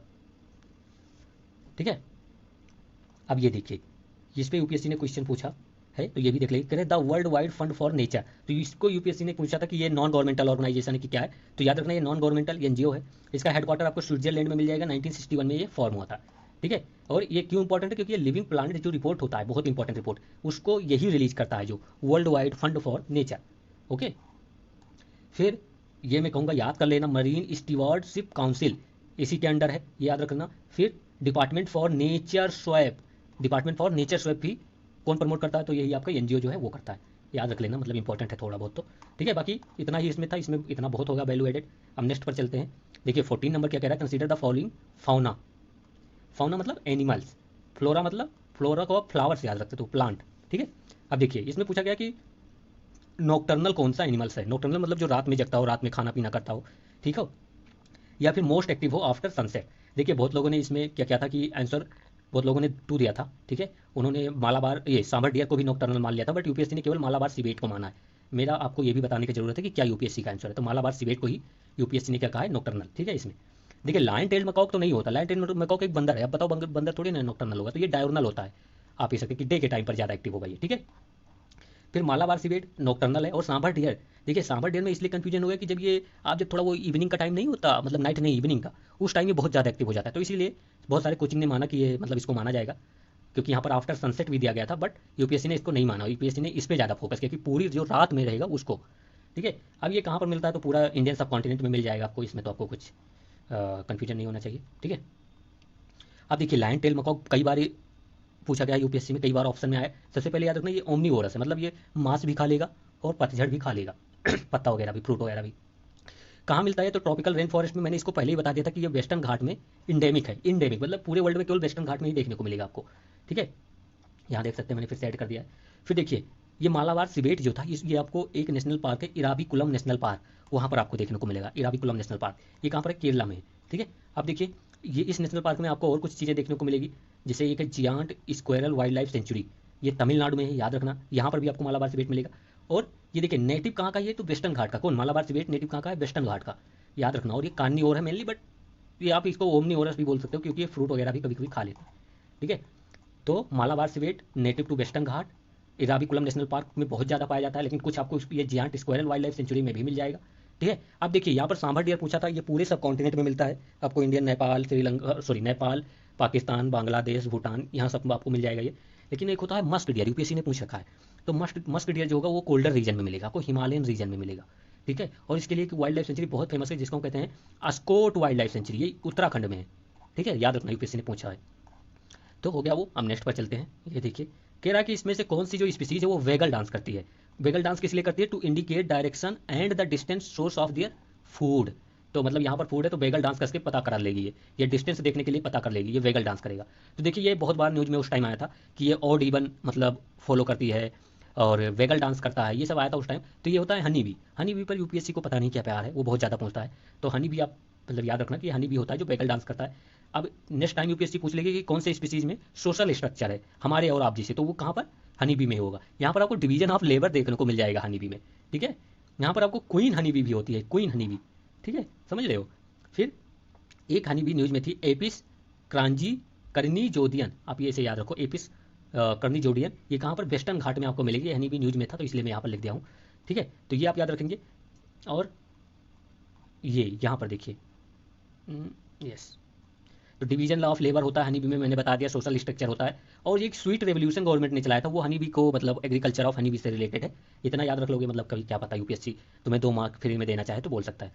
अब देखिए कुछ, मैं आपको बटरफ्लाई है जो फर्स्ट ऑप्शन था उस पर यूपीएससी ने एक बार पूछा कि ब्लू मरमोन जो बटरफ्लाई वो कहाँ की है, तो वो महाराष्ट्र में पाई जाती थी, स्टेट बटरफ्लाई है महाराष्ट्र की। फिर एक याद रखना तमिल योमोन, तो आपको इससे पता चल गया कि तमिल में, तमिलनाडु में पाई जाएगी, ठीक है। कॉमन पिकॉक, ये याद रखना कि एक सिर्फ इतना याद रखना कि ये बटरफ्लाई है, कॉमन पिकॉक, पिकॉक कोई मोर नहीं है, पिकॉक नहीं है, बटरफ्लाई है, ठीक है। बाकी तो ठीक है, कोई बात नहीं। एक मतलब जब ये सब सर्च कर रहा था तो मुझे एक एनिमल मिला जिसका नाम है टार्डिग्रेड। टार्डिग्रेड, टार्डिग्रेड एक ऐसा एनिमल होता है या इंसेक्ट आप कह सकते हो, एक ऐसा इंसेक्ट है जो कि ओके जिसको वाटर बियर्स भी कहते हैं, वाटर बियर्स याद रखना, टार्डिग्रेड को क्या कहेंगे, वाटर बियर्स। यूपीएससी से पूछेगा कि वाटर बियर्स तो क्या भालू है वाटर में, नहीं, ये एक इंसेक्ट है, ठीक है। तो ये एक्सट्रीम टाइप ऑफ इन्वायरमेंट में रह सकता है, ये एक्सट्रीम इन्वायरमेंट में, मतलब बहुत ज़्यादा टेम्परेचर हो वहाँ पर इसको डाल दो, तुम जलती आग में डाल दो ठीक है, बहुत ज़्यादा जहाँ पर साल्टी हो, जहाँ पर कोई भी ऑर्गेनिज्म नहीं ग्रोथ हो सकती वहाँ पर इसको डाल दो, जहाँ पर ऑक्सीजन की कमी हो वहाँ पर इसको, ये वहाँ पर भी जिंदा रह लेगा। तो ऐसा याद रखना, ठीक है, टार्डिग्रेड। अब देखिए ये क्वेश्चन देखते हैं। अब देखिए यहाँ पर ये जो क्वेश्चन है, यहाँ पर सबसे बड़ी हमारी ट्रिक कहती है कि यहाँ पर सम सम सम सम, और जब सम कहे, और यहाँ पर देखिए ऐसा भी बात नहीं किया गया कि सम मशरूम है मेडिसिनल प्रॉपर्टी इन इंडिया या in the worth, in the earth, धरती पर। यहाँ पर सीधा कहा गया कि सम मशरूम है व मेडिसिनल प्रॉपर्टीज। अब देखिए इंडिया पे कम से कम 1 लाख टाइप्स ऑफ मशरूम्स की स्पीसीज होंगी, ठीक है, सॉरी इंडिया में कह रहा हूँ, अर्थ पे, अर्थ में एटलीस्ट इतने टाइप्स ऑफ मशरूम की स्पीसीज होंगी। वर्ल्ड में, यूनिवर्स में हो सकता है जो हमें अभी हमें पता भी ना हो, वहाँ पर भी कुछ मशरूम स्पीसीज होंगे। उनमें से किसी मशरूम में भी अगर मेडिसिनल प्रॉपर्टीज हो गई तो ये सही हो जाएगा। वैसे ये सेम सेकंड भी कि सम मशरूम है बस साइको एक्टिव प्रॉपर्टीज, ठीक है, जिसको हम अभी बहुत न्यूज़ में था मैजिक मशरूम कहते हैं, उसमें साइको एक्टिव प्रॉपर्टीज होती है, ये भी सही है। फिर कहें सम मशरूम है बा इंसेक्टिसाइडल प्रॉपर्टीज, बिल्कुल सही है। फिर कहें सम मशरूम है बा बायोल्यूमिनेसेंट प्रॉपर्टीज। अब बायोल्यूमिनेसेंट मतलब जो चमकता हो, चमक रहा हो, तो ये इमिट करता है लाइट। अब यूपीएससी फिर से पूछेगा कि mushroom can emit the light, बिल्कुल सही हो जाएगा, ठीक है। तो यहाँ पर ऑल 4 इज करेक्ट, ठीक है। अब देखिए मैं बहुत ज़्यादा मशरूम के बारे में नहीं बताऊंगा, बट क्योंकि ये इंपॉर्टेंट है, यूपीएससी ने 1-2 बार पूछा है तो कुछ तो वैल्यू एडिशन करना चाहिए। देखिए मशरूम की बात करें तो ये एक फ्रूटिंग बॉडी ऑफ फंगाई होता है, ठीक है। ये कोई फोटोसिंथेसिस नहीं करेगा, तो आप सीधा इसको समझ सकते हैं कि ये आपका आ जाएगा एनिमल किंगडम में, एनिमल या इंसेक्ट किंगडम में। ये एक डीकम्पोजर्स है, मशरूम क्या है, एक डीकम्पोजर्स है। तो आप अगर मशरूम खा रहे हैं तो आप कीट वगैरह समझ सकते हैं सॉरी। फिर देखिए इसकी मेडिसिनल प्रॉपर्टीज होती हैं, ये तो यहीं पर हमने देख लिया था। एक बात याद रखना, ये सिम्बायोटिक रिलेशनशिप बनाता है विद द प्लांट्स। आप ये समझ सकते हैं कि ये सिम्बायोटिक रिलेशन, जैसे बहुत सारे इंसेक्ट होते हैं, बहुत सारे बैक्टीरिया होते हैं जो सिम्बायोटिक रिलेशनशिप बनाते हैं प्लांट के साथ, जैसे राइजोबियम हो गया, वैसे कि मशरूम जो है जिसको आप फंजाई भी बोल सकते हैं, ठीक है, ये सिम्बायोटिक रिलेशनशिप बनाता है प्लांट के साथ, जिसको आपने एक बार कहीं ना कहीं सुना होगा माइक्रोराइजा। माइक्रोराइजा क्या होता है, ये जो फंजाई होगा, फंगाई जो होगा, ये प्लांट के जो रूट्स होंगे उसमें जाकर ऐड हो जाएगा, और इससे क्या होता है, ये प्लांट की कैपेसिटी जो है न्यूट्रिएंट अब्जॉर्ब करने की, वाटर अब्जॉर्ब करने की इंक्रीज कर देता है। तो कभी यूपीएससी पूछे कि mycorrhiza is a symbiotic relationship of, तो फंगाई एंड प्लांट, ठीक है, फंगाई एंड प्लांट, और मशरूम एक फंगाई ही है, ठीक है, इतना आप समझ गए। फिर देखिए एक मशरूम थोड़ा न्यूज़ में था, नहीं याद होगा तो कोई बात नहीं, ये गैंडरमा लूसिडम, इसमें ये मैजिकल मशरूम भी इसी को कहते हैं, और ये जैसे देखो डायबिटीज, कैंसर, इन सब में थोड़ा हेल्पफुल है, ठीक है। अब देखिए फंगई की बात करें तो यूनिसेलुलर भी हो सकता है, मल्टी सेलुलर भी हो सकता है, मतलब एक सेल का बना हो सकता है, हजारों सेल का भी बना हो सकता है, ठीक है। फिर कुछ मशरूम के एग्जाम्पल जैसे रीस्ट हो गया, सॉरी ईस्ट हो गया, राइजोपस हो गया, म्यूकर हो गया, पेंसिलम, पेंसिलम आपको तो पता ही होगा, पेंसिलियम जो मेडिसिन आती है। तो ये सब ये आपके मशरूम हैं, ठीक है, या फंगई, आप मोस्ट इंपॉर्टेंटली बोलना फंगई, ठीक है। बस इतना ही इसमें याद रखो, बाकी कुछ नहीं याद रखना था। अब देखिए 17 पर चलते हैं। अच्छा क्वेश्चन है, कह रहे कि consider the following statement regarding the Indian squirrel. Squirrel मतलब गिलहरी, हिंदी वालों गिलहरी, सही लिखा है कि मैंने, या गलत है बताना जरूर कि मेरी हिंदी सही है कि नहीं, ठीक है, गिलहरी सही है शायद, ठीक है। देखते हैं, कह रहे कि दे बिल्ड नेस्ट, नेस्ट मतलब घोंसला, घोंसला कैसे लिखते हैं, घोंसला, शायद सही है, घोंसला, हाँ सही तो है यार, बताना। फिर कह रहे कि they build nest by making borrows in the ground. मुझे इतना पता है जो गिलहरी होता है वो तो पेड़ वगैरह पे रहता है, ट्री वगैरह पे रहता है वो, ठीक है, तो वहीं पे वो अपना घोंसला वगैरह बनाएगा, तो ये इनकरेक्ट हो जाएगा। देखिए अगर ये कहते कि ये गिलहरी जो है, ये जो स्क्वायरल जो है, ये लैंड पे घोंस अपना नेस्टिंग करता है, तो भी एक माने में सही बना सकते थे, लेकिन ये कह रहा है कि पहले वो ज़मीन में गड्ढा खोदता है और नीचे जाकर अपना घोंसला बनाता है, थोड़ा मतलब ये इनकरेक्ट है, ठीक है। फिर कह रहे कि ये जो, थोड़ा उनको जूम कर लेता हूँ। अब देखिए कह रहे कि they store their food material like nuts and seeds, ये कोई इंपॉर्टेंट नहीं है, तो they store their food in the ground. अब देखिए ये फैक्ट है और आप इसे नेचुरली भी याद रख सकते हैं कि जो ये स्क्वायरल्स होते हैं, जो गिलहरी होते हैं, वो अपने फूड क्या करते हैं, ग्राउंड में आकर छिपा देते हैं ना, जो होता है, और कभी कभी वो भूल भी जाते हैं, आपने देखा होगा। ठीक है, तो ये बिल्कुल करेक्ट है, they store their food in the ground. इसीलिए यूपीएससी ने पूछा भी होगा, देखो कि घोंसला तो ग्राउंड पे नहीं बनाता लेकिन अपना फूड ग्राउंड पे रखता है ना, तो ये सही है यूपीएससी के अकॉर्डिंग। दे आर ओमनीवोरस, ये तो पता ही है, देखो ये ओमनीवोरस तो होते ही हैं, ये तो सही था। तो 2 and 3 only 2 statements are true. ठीक है, अब देखिए इसमें कुछ ज़्यादा तो मैं आपको वैल्यू एडिशन नहीं बताऊंगा, बस एक पेज बताऊंगा। ठीक है, तो यहाँ पर ये जो कह रहा था कि नेस्टिंग कर, ओके, तो ये क्या होते हैं, ट्री डेवलिंग होते हैं, मैंने ये बता दिया था। फिर देखिए कुछ स्क्वायरल्स जो बहुत इंपॉर्टेंट है, इंडियन स्क्वायरल क्या होगा, वो तो पूरे सब कॉन्टिनेंट में मिलेगा, बट कुछ स्क्वायरल्स ऐसे हैं जो पूरे सब कॉन्टिनेंट में आपको नहीं देखने को मिलते, जैसे नाम दफ़ा फ्लाइंग स्क्वायरल। अब यूपीएससी आपसे कहेगा कि ये स्क्वायरल फ्लाई कर सकता है, उड़ सकता है, तो नहीं भाई, ये उड़ वगैरह नहीं पाएगा। ठीक है, ये छलांग ऐसे लगाता है, ये कूदता इतना लंबा है कि इसका नाम पड़ गया कि ये फ्लाइंग स्क्वायरल हो गया। समझ रहे हो ना पॉइंट को, तो यूपीएससी से याद रखना कि ये उड़ नहीं सकता। ओके, तो flying squirrel can not fly. ठीक है, तो ये याद रखना। फिर ये याद रखना कि ये एक अर्बोरियल होता है, यही तो मतलब स्क्वायरल अर्बोरियल है। फिर देखिए ये इंडेमिक है, endemic to Arunachal Pradesh, specially Namdapha national park, और इसका आईसीएन स्टेटस क्या है, सीआर, मतलब क्रिटिकल इंडेंजर। ओके, तो ये याद रखना कि ये इंडेमिक है, सबसे इंपॉर्टेंट ये पॉइंट है इसमें। ठीक है, फिर देखिए ग्रिजल जियांट स्क्वायरल, ये कहाँ का इंडेमिक है, तो ये endemic to India and Sri Lanka. तो इंडिया और श्रीलंका, मतलब इस पे अगर कभी यूपीएससी के कि जो ये जियांट स्क्वायरल है, कोई बड़ा सा गिलहरी होगा, ठीक है, ये केवल इंडिया में इंडेमिक है, नहीं श्रीलंका में भी ये मिलता है। ठीक है, फिर ये अन्नामलाई एक टाइगर रिजर्व जो है, याद रखना तमिलनाडु में, वहाँ पर ये काफ़ी मात्रा में आपको देखने को मिलेगा। फिर एक है इंडियन जियांट स्क्वायरल या मालाबार जियांट स्क्वायरल। ठीक है, तो याद रखो कि जैसे कि मालाबार जियांट स्क्वायरल ये कहाँ पर आपको मिलेगा, ये स्टेट एनिमल है महाराष्ट्र का। ठीक है, और इंडेमिक टू इंडिया, तो ये इंडेमिक है इंडिया का। ठीक है, तो अब याद रखना जो ग्रिजल वाला है वो श्रीलंका में भी मिलेगा, लेकिन जो मालाबार वाला है वो केवल इंडिया में मिलेगा। ठीक है, मालाबार। तो अब इतना याद रखो, मुझे अगर इन तीनों स्क्वायरल में सबसे ज़्यादा बताना हो तो मैं कहूँगा कि ये नाम दफ़ा फ्लाइंग स्क्वायरल याद कर लो, क्योंकि ये क्रिटिकली इंडेंजर्ड है। और ये तीनों का जैसे अन्नामलाई टाइगर रिजर्व है, ये याद कर लो, नाम दफ़ा नेशनल पार्क कहाँ पर है ये याद कर लो। ठीक है, बाकी तो ठीक है, अगर याद हो जाए तो याद हो जाए, नहीं याद होता तो नहीं याद होता। ठीक है, थोड़ा थोड़ा आइडिया भी ले लोगे तो काम हो जाएगा अगर इस पर क्वेश्चन आएंगे तो। अब देखिए यहाँ पर फिर आपका वही क्वेश्चन, ये सब आपके बोनस क्वेश्चन होते हैं, सम सम सम ऑल थ्री। ठीक है, तो कह रहे हैं कि some micro organisms can grow in environment with the temperature above the boiling point of water. अभी मैंने आपको कुछ देर पहले टार्डिग्रेड बताया था, मैंने उसमें आपको यही तो बताया था कि टार्डिग्रेड जो होता है बंदा, ये टार्डिग्रेड जो एक इंसेक्ट है वो एक्सट्रीम इन्वायरमेंट में, मतलब उससे जलती आग में, मतलब जहाँ पर बहुत ज़्यादा टेम्परेचर है, बहुत ज़्यादा आप कह सकते हैं कि साल्टी इन्वायरमेंट है, उन सब में ये जिंदा रह सकता है। तो कहीं ना कहीं ये क्वेश्चन वहीं से सीधा आप सॉल्व कर सकते थे। ठीक है, इसीलिए मैंने टार्डिग्रेड पहले ही करा दिया, वो बहुत न्यूज़ में भी था, क्योंकि नासा वगैरह ने उसको स्पेस में भेज दिया था, क्योंकि उसका सर्वाइवल बहुत ज़्यादा है। तो बिल्कुल बॉइलिंग पॉइंट ऑफ वाटर की जगह पर भी कुछ माइक्रो ऑर्गेनिज्म जिंदा रह सकते हैं। फिर कहे कि सब माइक्रो ऑर्गेनिज्म क्या है, can grow in environment with the temperature below the freezing point of water. ये भी सही है, टेम्परेचर जहाँ पर बहुत कम है वहाँ पर भी कुछ माइक्रो ऑर्गेनिज्म रहते हैं। फिर कहे कि सब micro organisms can grow in highly acidic environment with the pH value of 3। देखिए ये 3 यहाँ पर आपको कंफ्यूज करने के लिए दिया गया, इसका कोई मतलब है नहीं। तो हाईली एसिडिक इन्वायरमेंट में ग्रो कर सकते हैं, इतना ही इंपॉर्टेंट है आपका ये क्वेश्चन में, तो ये भी सही है यहाँ पर। तो आपका आंसर क्या हो जाएगा, 1 2 का 3, माई नेम इज लखान। अब देखिए जो ये ऑर्गेनिजम्स होते हैं जो बहुत एक्सट्रीम कंडीशन में जिंदा रह सकते हैं, उनको हम कहते हैं कि एक्सट्रीमोफाइल्स या एक्सट्रीमोफिल्स। देखिए जो फिल वर्ड है, ये फिल्स जो वर्ड है, इसका मतलब होता है लव, या जो मतलब आप कह सकते हैं कि जो उसमें जिंदा रह सके, यहाँ पर ऐसा समझ सकते हैं। तो एक्सट्रीमो मतलब एक्सट्रीम, फिल्स मतलब जो उससे लव करे, एक्सट्रीम कंडीशन से लव करके वहाँ पर अडॉप्ट कर ले। फिर थर्मो मतलब टेम्परेचर, फिल्स मतलब क्या होता है जो हाई टेम्परेचर में रह ले। ठीक है, क्रायो मतलब जो बहुत ज़्यादा कोल्ड एरिया है, फिल्स मतलब जो रह ले ऑर्गेनिज्म। फिर एसिडो मतलब जो एसिडिक है, और फिल्स मतलब जो वहाँ पर रह ले। तो ये सब मतलब वैसे याद रख सकते हैं, उसमें ज़्यादा ऐड करने की कोई जरूरत नहीं थी, उसमें केवल लॉजिक से सॉल्व करना है। फिर देखिए 19 कह रहे कि which one of the following makes a tool with a stick to scrape insect from the hole in a tree और लॉन्ग ऑफ वुड। देखिए जो टूल यूजिंग कैपेसिटी है, या ये तो ये ह्यूमन के पास है जो टूल आप यूज कर सकते हैं, या फिर आप देखेंगे जो यहाँ से ह्यूमन आया हुआ है, तो ह्यूमन कहाँ से, बंदर से, और बंदर यहाँ पर कौन है, औरंगुटान है। तो औरंगुटान टूल यूज कर सकता है, और उससे मतलब ऐसे मान लो ये एक क्या है, एक ये ट्री है।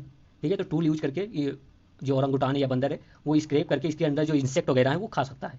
ठीक है, अब देखिए एक फिशिंग कैट है, कई बार यूपीएससी के ऑप्शन में आया, तो इसको याद रखना है कि नॉकटर्नल है, यूपीएससी ने ऑलरेडी पूछ रखा है कि नॉकटर्नल क्या होते हैं। और स्लोथ बियर ये भी एक नॉकटर्नल है, तो इन दोनों को आप याद रखें कि नॉकटर्नल एनिमल्स है ये। ठीक है, फिर देखते हैं, एक मिनट, ये यहाँ पर देखिए जो ये फिशिंग कैट है, फिशिंग कैट मतलब क्या, ये आपको ऐसी जगह पर मिलेगी जो जहाँ पर थोड़ा वाटर होगा, वेटलैंड्स वाले एरिया में, तो क्या करेगी वहाँ पर फिश को पकड़ के खाएगी ये कैट। ठीक है, कैट है, बिल्ली है। फिर ये कहाँ पर आपको मिलेगी, सुंदरबन वाले एरिया में, गंगा ब्रह्मपुत्रा, ठीक है। और ये इंपॉर्टेंट है कि ये बहुत अच्छी स्विमर्स है, मतलब तैर सकती है, लाला लल्ला, ठीक है, तो बहुत अच्छी स्विमर्स है। फिर याद रखना, ये नाम याद रखो कि एक कोरिंगा वाइल्ड लाइफ सेंचुरी, वहाँ पर आपको फिशिंग कैट मिलती है। नहीं भी याद होता कि हाँ फिशिंग कैट वहाँ पर मिलती है, तो इतना याद रखो कि Coringa wild life sanctuary is in Andhra Pradesh, Andhra Pradesh, okay. फिर देखिए स्लोथ बियर देखा था, वो भी एक नोटर्नल था। देखिए एक आप वाइल्ड लाइफ सेंचुरी याद रखेंगे कि दरोजी स्लोथ बियर सेंचुरी कहाँ पर है, तो कर्नाटका में है। अब देखिए पूरा स्लोथ बियर पर ही एक सेंचुरी बन गई, तो इंपॉर्टेंट है, कहाँ पर है, कर्नाटका में, ठीक है, याद रखना। देखिए एक एक मैं करके आपको इतने सारे नेशनल पार्क और ये सब याद करा दूंगा कि आपका बेड़ा पार हो जाएगा। अब देखिए स्लोथ बियर केवल इंडिया में नहीं मिलता, इतना ही याद रखो, श्रीलंका वगैरह में भी ये पाए जाते हैं। और ये क्या करता है, मेनली ये टर्माइट्स, आंट्स, हनी बी, इन सबको पकड़ पकड़ के खाता है स्लोथ बियर, ठीक है। बस ठीक है, इतना भी पता हो जाएगा तो हो जाएगा। अब देखिए इसमें क्या पूछ रहा है कि in the making of how many of the above hydrofluorocarbons use, hydrofluorocarbons किसको बनाने में यूज किया जाता है। अब देखिए ये हाइड्रोफ्लोरोकार्बन्स जो आप समझ सकते हैं कि ये जो केमिकल्स है, ये किस सेंस में न्यूज में आया था और किस सेंस में न्यूज में रहता है, ओजोन डिप्लीशन के सेंस में, ठीक है, किगाली अमेंडमेंट के सेंस में रहता है। अभी हम ये सब देखेंगे, बट अभी इतना मैं आपका बिल्डअप कर रहा हूँ। तो ये कहाँ पर यूज होता है, एरोसॉल्स हो गए, फोम एजेंट्स हो गया, फायर रिटार्डेंट्स हो गए, ठीक है। तो अब देखिए ये जो लुब्रिकेंट्स होता है वहाँ पर ये जनरली नहीं यूज होते, तो ये 3 में यूज होते हैं। अब देखिए पहले तो हमें नहीं पता था, लेकिन पहले हम क्या करते हैं कि जनरली 4 मारते, ठीक है, और यही बहुत सारे स्टूडेंट ने मार्क भी किया होगा, लेकिन यूपीएससी ने कहा कि ओनली 3। अब ऐसे क्वेश्चन में आप बहुत ज़्यादा कुछ कर नहीं सकते, और आपको ये भी याद रखना है कि 100 क्वेश्चन होते हैं, आपको 100 नहीं सही करना है, केवल 60 सही करना है। 60 सही करना है अगर आपको फॉरेस्ट कट ऑफ तक निकालनी है, और 50 सही करना है अगर आपको केवल यूपीएससी या सीएससी की कट ऑफ निकालनी है, तो ठीक है। तो इतना ज़्यादा मत सोचिए। अभी आप फिर से ये पूछे तब के लिए याद रखना कि एरोसॉल्स, फोम एजेंट और फायर रिटार्डेंट्स में ये यूज होता है, बस, ठीक है, हो गया आपका काम। अब चलिए थोड़ा देखते हैं इसके बारे में अच्छे से। देखिए ओजोन डिप्लीशन एक बहुत बड़ा रीजन है, बहुत मतलब आप कह सकते हैं कि एक बहुत बड़ी प्रॉब्लम भी है। अब देखिए जो ओजोन डिप्लीशन होता है वो क्लोरोफ्लोरोकार्बन एंड हाइड्रोक्लोरोफ्लोरोकार्बन जो होते हैं उसके रीजन से बहुत ज़्यादा ओजोन डिप्लीशन होता है, ठीक है। लेकिन आप ये याद रखेंगे कि जो किगाली अमेंडमेंट आया, किगाली अमेंडमेंट क्योटो प्रोटोकॉल में, ठीक है, जो किगाली अमेंडमेंट आपका आया, किगाली अमेंडमेंट सॉरी क्योटो नहीं होगा, मॉन्ट्रियल होगा, सॉरी फॉर दैट। देखिए मॉन्ट्रियल प्रोटोकॉल जो था वो 1987 में साइन हुआ, मैं बता देता हूँ आपको, 1987 में साइन हुआ। और ये बात हुई कि देखिए अब हमें क्या करना है, ओजोन डिप्लीटिंग जो कुछ सब्सटेंसेस है, जो कुछ केमिकल है जो ओजोन को कम कर रहे हैं ओजोनोस्फेयर में, ओजोन हमें कहाँ पर मिलता है, तो स्ट्रेटोस्फेयर में, ठीक है। तो कहा कि ओजोन जो कम हो रही है कुछ केमिकल के रीजन से, उन केमिकल का हम यूज बंद कर देंगे। कितना परसेंट, 80% तो हम एटलीस्ट कम कर ही देंगे उन केमिकल का यूज करना, ठीक है। तो ये मॉन्ट्रियल प्रोटोकॉल आया 1987 के अराउंड। फिर कुछ ओजोन डिप्लीटिंग सब्सटेंस बताए गए और कहा गया कि वर्ल्ड लेवल पर इनका यूज हमें कम करना है। फिर देखिए कुछ दिन बाद हमें पता चला कि जो आपका जैसे कि क्लोरोफ्लोरोकार्बन्स हो गया, हाइड्रोक्लोरोफ्लोरोकार्बन्स हो गए, इन सब का हमने ओजोन डिप्लीशन, इन सबको हमने कहा कि हम इनको फेज आउट कर देंगे, इन सब का यूज नहीं करेंगे हम। किसमें कहा हमने, मॉन्ट्रियल प्रोटोकॉल में, ठीक है। फिर हमने कहा कि जैसे आप देखिए क्लोरोफ्लोरोकार्बन, हाइड्रोक्लोरोफ्लोरोकार्बन को हम यूज नहीं करेंगे, तो इसकी जगह पे कुछ तो यूज करने को चाहिए। अगर पॉलीथीन गवर्नमेंट बंद कर रही है तो उसकी जगह पर कुछ तो लाई गवर्नमेंट जिसका यूज किया जा सके। अब गवर्नमेंट इसकी जगह पे नहीं ला पाई पॉलीथीन के, तो इसीलिए पॉलीथीन कभी बैन ही नहीं हुआ इंडिया में। तो ये बात समझिए। तो क्लोरोफ्लोरोकार्बन और हाइड्रोक्लोरोफ्लोरोकार्बन को अगर कम करना है तो इसकी जगह पर कोई तो सब्सटीट्यूट होना चाहिए। तो ये कहा गया कि देखिए आप हाइड्रोफ्लोरोकार्बन जो है उसको यूज कर सकते हैं, जिसपे ये क्वेश्चन है कि आप उसको यूज कर सकते हैं इनकी जगह पर, क्योंकि हाइड्रोफ्लोरोकार्बन क्या है, ओजोन डिप्लीटिंग सब्सटेंस नहीं है, not a ozone depleting substance, ठीक है। तो हाइड्रोफ्लोरोकार्बन क्या था, ओजोन डिप्लीटिंग सब्सटेंस नहीं था, लेकिन ये एक बहुत ही ज़्यादा ग्रीन हाउस गैस मतलब कंट्रीब्यूटर है, बहुत ज़्यादा। तो अब देखिए हमने कुएं से बचकर सीधा खाई में गिरने की बात कर दी। अब तब खाई से बचना, तो इस पे आया मॉन्ट्रियल प्रोटोकॉल में क्या है, किगाली अमेंडमेंट, कहा कि हम अमेंडमेंट करते हैं मॉन्ट्रियल प्रोटोकॉल को, 2016 में आया, याद रखना। और किगाली एक प्लेस कहाँ पर है ये भी याद रखना, तो ये रवांडा की कैपिटल है। रवांडा कहाँ है, एक अफ्रीका की कंट्री है, लैंडलॉक, ठीक है। तो याद रखना किगाली अमेंडमेंट आया मॉन्ट्रियल प्रोटोकॉल में, और उन्होंने कहा कि देखिए हाइड्रोफ्लोरोकार्बन नहीं है ओजोन डिप्लीटिंग सब्सटेंस, बट ये ग्रीन हाउस गैस इमीटर, बहुत ज़्यादा ग्रीन हाउस गैस है, इसलिए हम इसका 80% यूज कम कर देंगे, ठीक है। ये आया किगाली अमेंडमेंट के द्वारा। तो अब आपको समझ आ गया होगा। अब देखिए ओजोन डिप्लीटिंग सब्सटेंस देखते हैं, इनको याद रखना, जैसे क्लोरोफ्लोरोकार्बन हो गया, हाइड्रोक्लोरोफ्लोरोकार्बन हो गया, हेलोन्स हो गए, ये सब आपके ओजोन डिप्लीटिंग सब्सटेंस है। यूजुअली अगर किसी में क्लोरीन पाया जाता है तो हम मान सकते हैं कि ओजोन डिप्लीटिंग या ओडीएस है, ठीक है। या मिथाइल ब्रोमाइड पाया जाता है तो वो भी ये होता है, ठीक है। फिर देखिए मिथाइल क्लोरोफॉर्म हो गया, कार्बन टेट्रा क्लोराइड हो गया, ये सब ओजोन डिप्लीटिंग सब्सटेंसेस हैं, ठीक है। देखिए अब सोर्स क्या होता है, ये बहुत इंपॉर्टेंट है, इस पर यूपीएससी क्वेश्चन पूछता है। तो हम इस सब्सटेंसेस को कहाँ बहुत ज़्यादा यूज करते थे। अब जैसे देखिए रेफ्रिजरेटर्स हो गया, ठीक है, एयर कंडीशनर्स हो गया, फायर एक्सटिंग्विशर्स हो गया, फोम ब्लोइंग एजेंट्स हो गया, सॉल्वेंट्स हो गया, एरोसॉल्स हो गया, फ्यूमिगेंट्स हो गया, इन सब जगह पर हम ओडीएस केमिकल यूज करते हैं। तो इन्हीं सब जगह पर हमें कम करना है, ठीक है, तो ये याद रखेंगे। फिर वैल्यू एडिशन में क्या देखना है मॉन्ट्रियल प्रोटोकॉल मैंने पहले ही आपको बता दिया कि 1987 में आया था। इसका काम क्या था कि जो ओडीएस हैं उनके यूजेस को कम करना है, और इसको कहा जाता है, मतलब इससे कह सकते हैं कि बोला जाता है कि ये एक ओनली यूनाइटेड नेशन ट्रीटी है that every country in the world has rectified. ठीक है, तो मॉन्ट्रियल एक प्लेस कहाँ पर आपको मिलेगा, कनाडा में, कनाडा। ठीक है, बस इतना ही याद रखो। ठीक है, अभी आपने देखा होगा कि ओडीएस में भी हमने कहीं भी नहीं देखा कि लुब्रिकेंट्स जो है वो आपको मिला हो सोर्सेस में, तो ये आप समझ सकते हैं क्यों नहीं रहा होगा। बाकी याद रखो उसको थोड़ा। अब नेक्स्ट पर चलते हैं। ठीक है, अब ये देखिए क्वेश्चन आया। अब देखिए ये जो क्वेश्चन है, इन क्वेश्चन को आप मतलब नॉलेज बेसिस पे टोटली नहीं सॉल्व कर सकते, आपको एक अप्रोच पता होनी चाहिए ऐसे क्वेश्चन को टेकल करने की। अब स्टेटमेंट 2 देखते हैं पहले। ये कह रहा है कि इन्वेस्ट जो है are recognise as a borrowers under the securitisation and reconstruction of financial asset, SARFAESI act जो है उसके अंदर ये कह रहे हैं, and enforcement security interest act 2002। अब देखिए ये एक्ट और सरफाइसी एक्ट और इन्वेट्स, अब देखिए ये दोनों एक इतने बड़े हैं, कहीं हो सकता है कि मेंशन हो और ये भी हो सकता है कि ना मेंशन हो। अब आपको ऐसे क्वेश्चन में या तो आपको छोड़ देना है या तो आपको मतलब लॉजिक बेसिस पे जाना है कि देखिए कोई एक्सट्रीम टर्म नहीं है, बहुत ही मॉडरेट वर्ड यूज किया गया है तो होगा। ठीक है, फिर देखिए यहाँ पर कह रहे कि interest income from the deposit in infrastructure investment trust, InvITs. ठीक है, अब ये कैसा ट्रस्ट है, एक ऐसा ट्रस्ट है जो इंफ्रास्ट्रक्चर में पैसा इन्वेस्ट करेगा, लोगों से पैसा लेकर, हम और आपसे पैसा लेगा ये ट्रस्ट और इंफ्रास्ट्रक्चर में इन्वेस्ट करेगा, मतलब एक प्रकार से एक म्यूचुअल फंड की तरह काम कर रहा है। अब बताइए क्या म्यूचुअल फंड को जो बेनिफिट होगा उसको इनकम टैक्स नहीं देना पड़ेगा? बिल्कुल देना पड़ेगा, टैक्स उसको देना पड़ेगा। तो यहां पर कह रहा है कि interest income from the deposit in infrastructure investment trust distributed to their investor is exempted from tax, मतलब कह रहा है कि एग्जेम्प्ट होगा, वो टैक्स नहीं लगेगा, but the dividend is taxable. अब यहां पर देखिए ऐसा ही क्वेश्चन पूछा था यूपीएससी ने 2022 में, और उन्होंने कहा था कि इन्फ्लेशन इंडेक्स जो बॉन्ड है they are exempted from the tax, तो वो भी इनकरेक्ट था, ये भी इनकरेक्ट है। ठीक है, तो ये जैसे स्टेटमेंट 1 इनकरेक्ट आपने देख लिया, तो स्टेटमेंट 2 आप ना भी पढ़ते तब भी आपको डी आंसर सही हो जाता, डी या सी जो भी हो। ठीक है, उन्हीं दो में फिर होता है, डी सही है यहाँ पर। ठीक है, अब देखिए 2022 से ये सीधा क्वेश्चन इन्फ्लुएंस था, वहाँ पर उन्होंने कहा था कि इन्फ्लेशन इंडेक्स बॉन्ड जो है उस पर जो इंटरेस्ट वगैरह मिलता है, कैपिटल जो मिलता है वो उस पर टैक्स नहीं लगेगा, वो भी ऑप्शन गलत था। ठीक है, फिर देखिए आंसर क्या होगा कि चाहे इंटरेस्ट हो या डिविडेंड हो दोनों टैक्सेबल है इसमें, इन्वेट्स में, और ये रेगुलेट किसके के द्वारा किया जाता है, तो सेबी के द्वारा, या वैल्यू एडिशन कर लेंगे।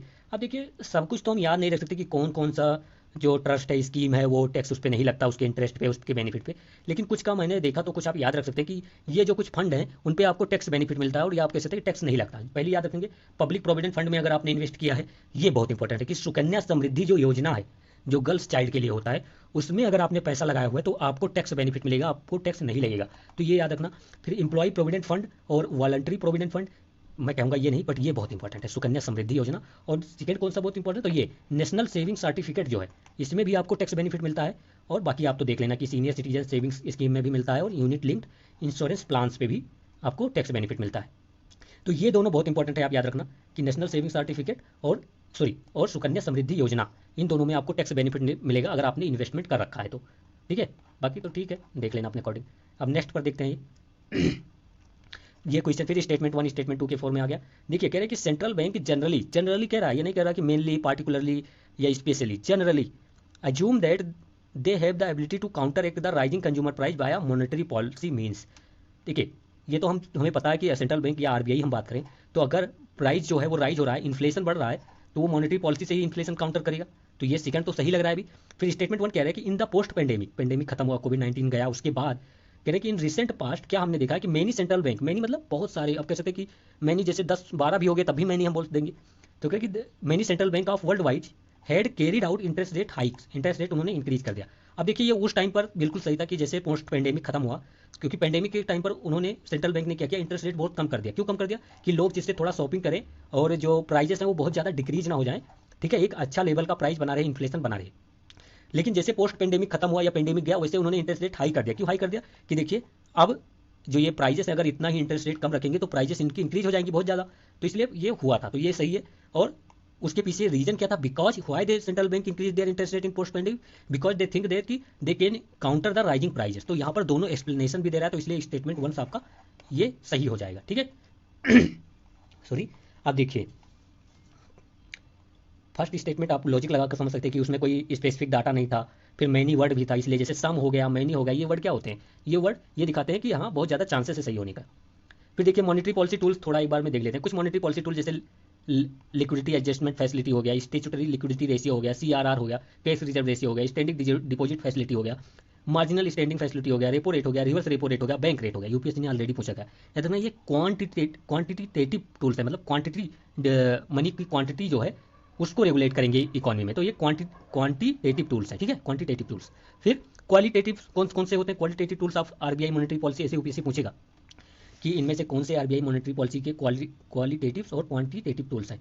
तो क्वालिटेटिव कौन से होते हैं? Margin requirement, rationing of credit. Rationing of credit मतलब पहले उन्होंने कहा कि देखिए आपको क्रेडिट लाइन जो दी जाएगी वो 1 लाख की दी जाएगी या क्रेडिट लाइन 5 लाख की दी जाएगी। तो ये रेशनिंग ऑफ क्रेडिट, या आपने वो देख सुना होगा ना, priority sector lending. Priority sector lending क्या है? एक प्रकार का रेशनिंग ऑफ क्रेडिट है, लोन देने का है, उसमें थोड़ा चेंजेस हो रहे हैं। फिर मॉरल सुएसन हो गया, मतलब बैंक जो आरबीआई जो है वो बैंकों को जब समझाता है कि भाई ये करो वो करो, इंटरेस्ट रेट कम करो, थोड़ा एग्रीकल्चर में लोन ज़्यादा दो। तो ये सब क्वालिटेटिव टूल्स है आरबीआई की मॉनेटरी पॉलिसी के। फिर डायरेक्ट एक्शन, अगर आरबीआई का कहना नहीं मान रहे तो आरबीआई डायरेक्ट एक्शन लगाता है, वो भी क्वालिटेटिव टूल्स है। याद रखना, डू नॉट फॉरगेट दिस, ठीक है।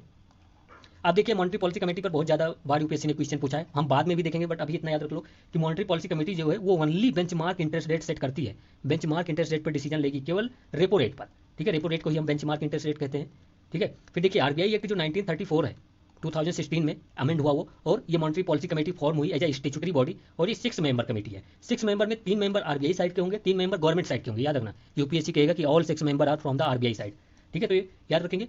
फिर कहें कि डिसीजन जो होगा वो बाइंडिंग होगा आरबीआई पर, जो भी ये मॉनेटरी पॉलिसी कमेटी डिसीजन लेगी बेंचमार्क इंटरेस्ट रेट के रिगार्डिंग, वो बाइंडिंग होता है आरबीआई पर।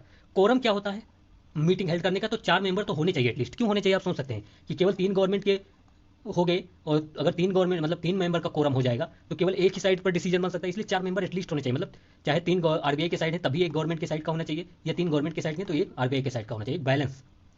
फिर चेयरमैन इसके कौन होता है? तो आरबीआई का गवर्नर जो है उसका एक्स ऑफिशियो चेयरमैन है। एक्स ऑफिशियो मतलब जो गवर्नर होगा आरबीआई का वही चेयरमैन बन जाएगा। बाकी इसको हम बाद में देखेंगे, अभी इतना याद रखो। नेक्स्ट पर चलते हैं।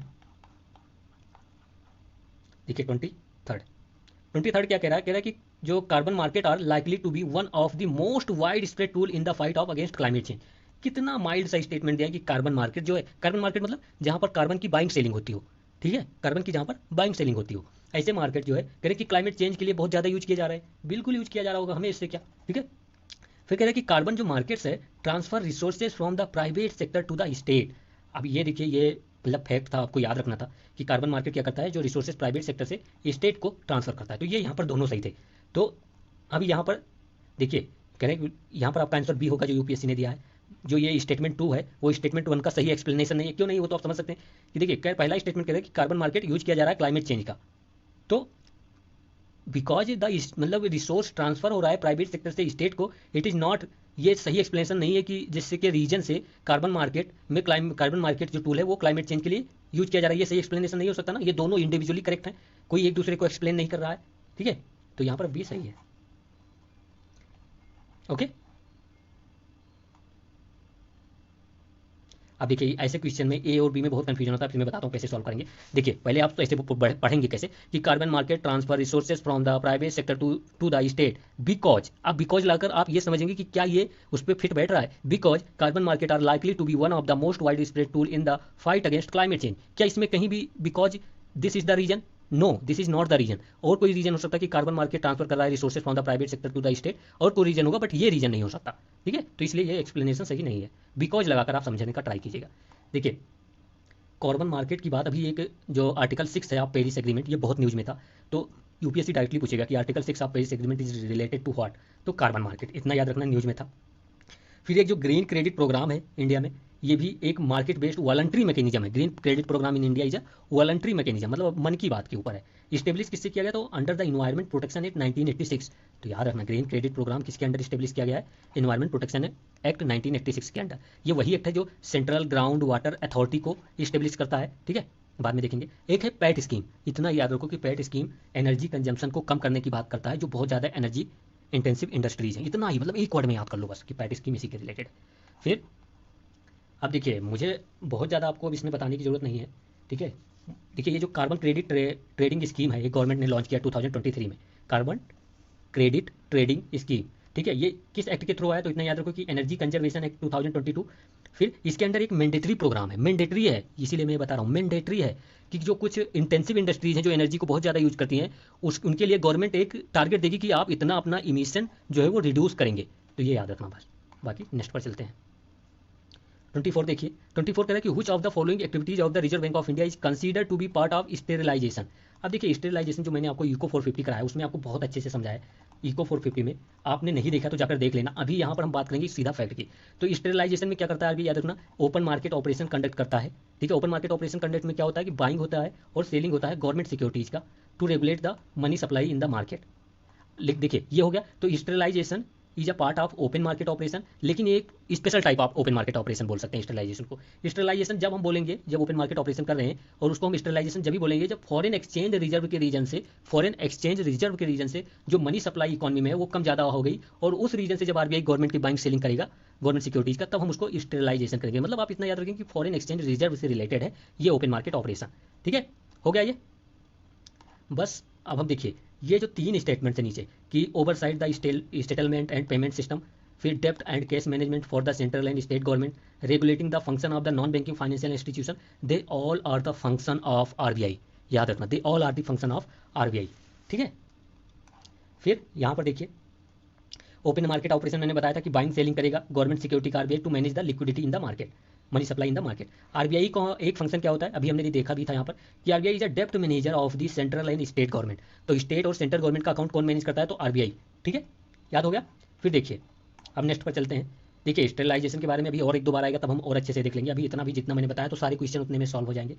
25 क्या कह रहा है, इसमें पूछा गया है capital market, how many above are included in the capital market instrument, आप लगा लीजिए। इस पर यूपीएससी ने 2 बार क्वेश्चन पूछा ऑलरेडी, सीडीएस वगैरह में तो कई बार भी।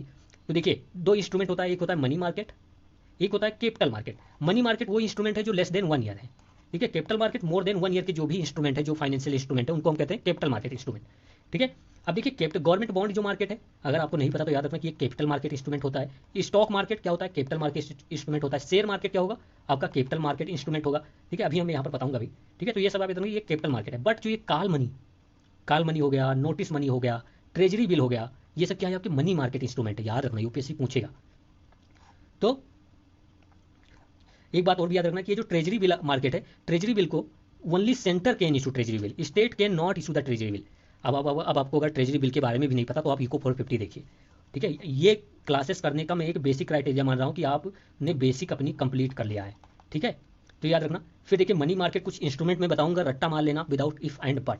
क्या है, cash management bill, certificate of deposit, commercial bills, banker acceptance, ये याद रखना ये यूनिक है, banker acceptance, commercial papers, bill of exchange and cash management bills again. तो these all are the money market instrument. 2 और इंक्लूड कर लेंगे, कौन से, call money and notice money, they are also money market instrument. ठीक है, फिर देखिए कैपिटल मार्केट इंस्ट्रूमेंट कौन से होते हैं ये भी याद रखेंगे। 2 तो ऊपर मैंने बता दिया है, ट्रेजरी बिल और वो सब, स्टॉक मार्केट। फिर देखिए स्टेट डेवलपमेंट लोन जो होता है वो क्या होता है, कैपिटल मार्केट इंस्ट्रूमेंट है। डेटेड सिक्योरिटी कौन इशू करता है, सेंटर, ये भी क्या है, कैपिटल मार्केट इंस्ट्रूमेंट है। स्मॉल सेविंग जो स्कीम्स होती है सेंट्रल गवर्नमेंट की, वो क्या है, उसमें आप इन्वेस्ट करते हैं तो वो सब लॉन्ग टर्म स्कीम होती है, वो भी कैपिटल मार्केट में आएगा। म्यूचुअल फंड्स क्या होता है, कैपिटल मार्केट होता है। Shares stock capital market, debenture capital market, derivatives capital market, और एक्सचेंज ट्रेडेड फंड जो कि एक डेरिवेटिव भी आप बोल सकते हैं, कैपिटल मार्केट इंस्ट्रूमेंट है।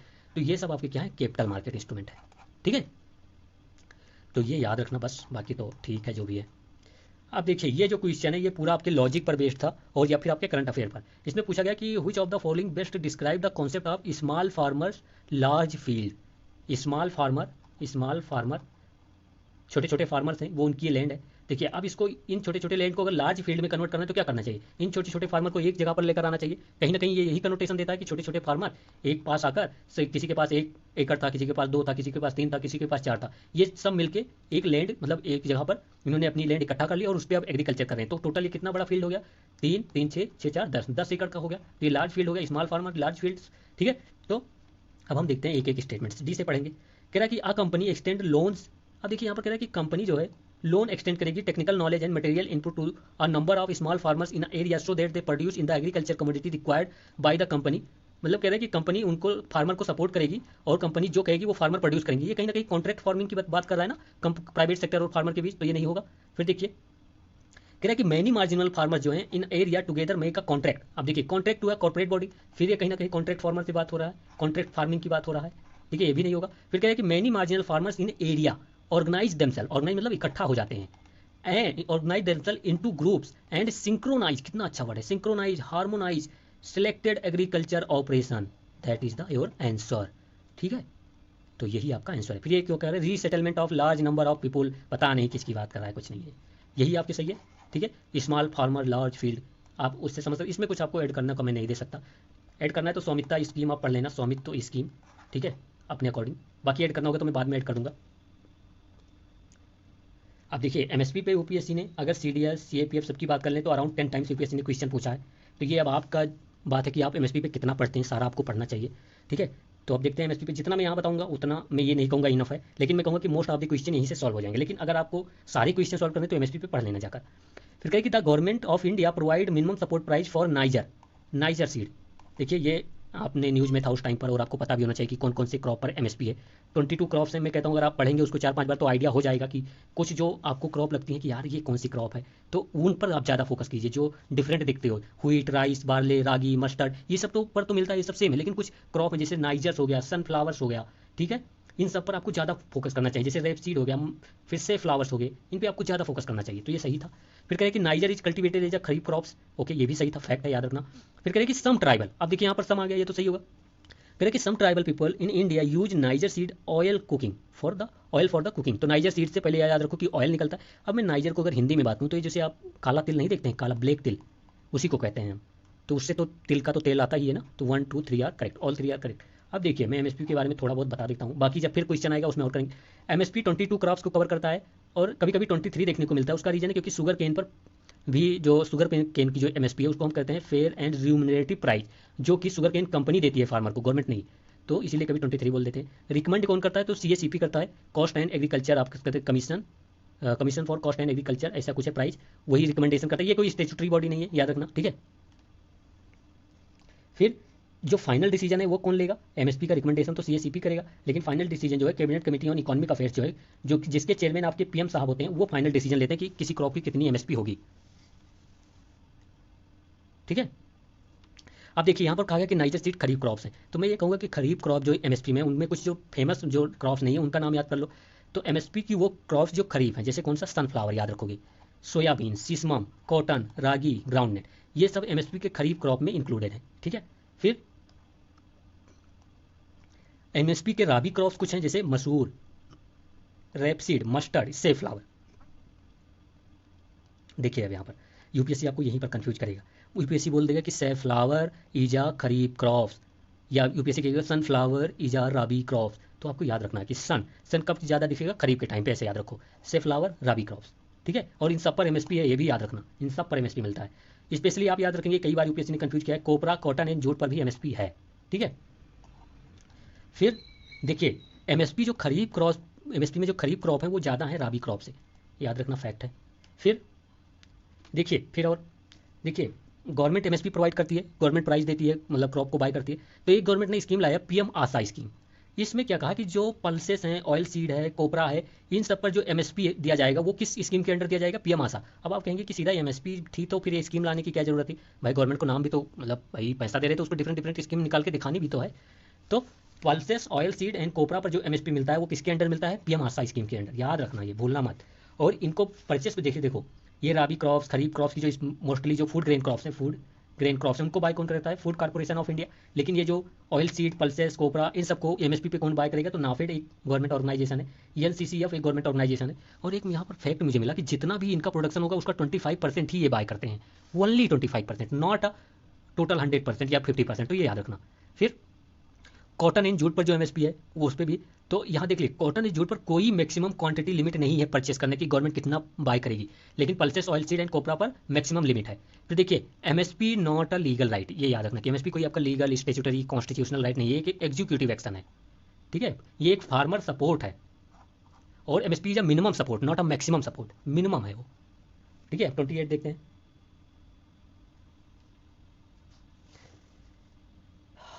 देखिए 28 क्या कह रहा है कि consider the following investment in the, sorry, consider the investment in the following asset, कह रहा है कि इनमें से कौन सा इन्वेस्टमेंट जो है वो इंटेंजिबल इन्वेस्टमेंट है। इंटेंजिबल मतलब जिसको आप छू नहीं सकते, छू ना पाओ उसको इंटेंजिबल कहते हैं।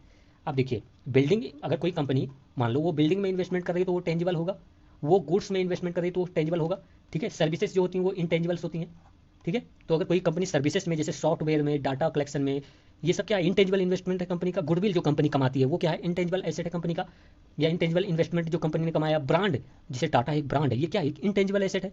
ये एक जो ब्रांडिंग होता है वो एक कहीं ना कहीं गुडविल होती है उस कंपनी की, ठीक है। वैसे पेटेंट्स हो गया, कॉपीराइट्स जो हो गया, ट्रेडमार्क्स जो हो गए, लाइसेंस जो हो गया, कॉन्ट्रैक्ट जो हो गया, रेपुटेशन जो किसी कंपनी की होती है, कस्टमर बेस जो होता है, ह्यूमन जो कैपिटल होता है किसी कंपनी का, ये सब उस कंपनी के इंटेंजिबल इन्वेस्टमेंट होते हैं, याद रखना, ठीक है। फिर ट्रेड सीक्रेट्स, ये भी क्या है, इंटेंजिबल इन्वेस्टमेंट्स है। फिर आप ब्रांड रिकग्निशन, देखिए इन्वेंट्री क्या होता है।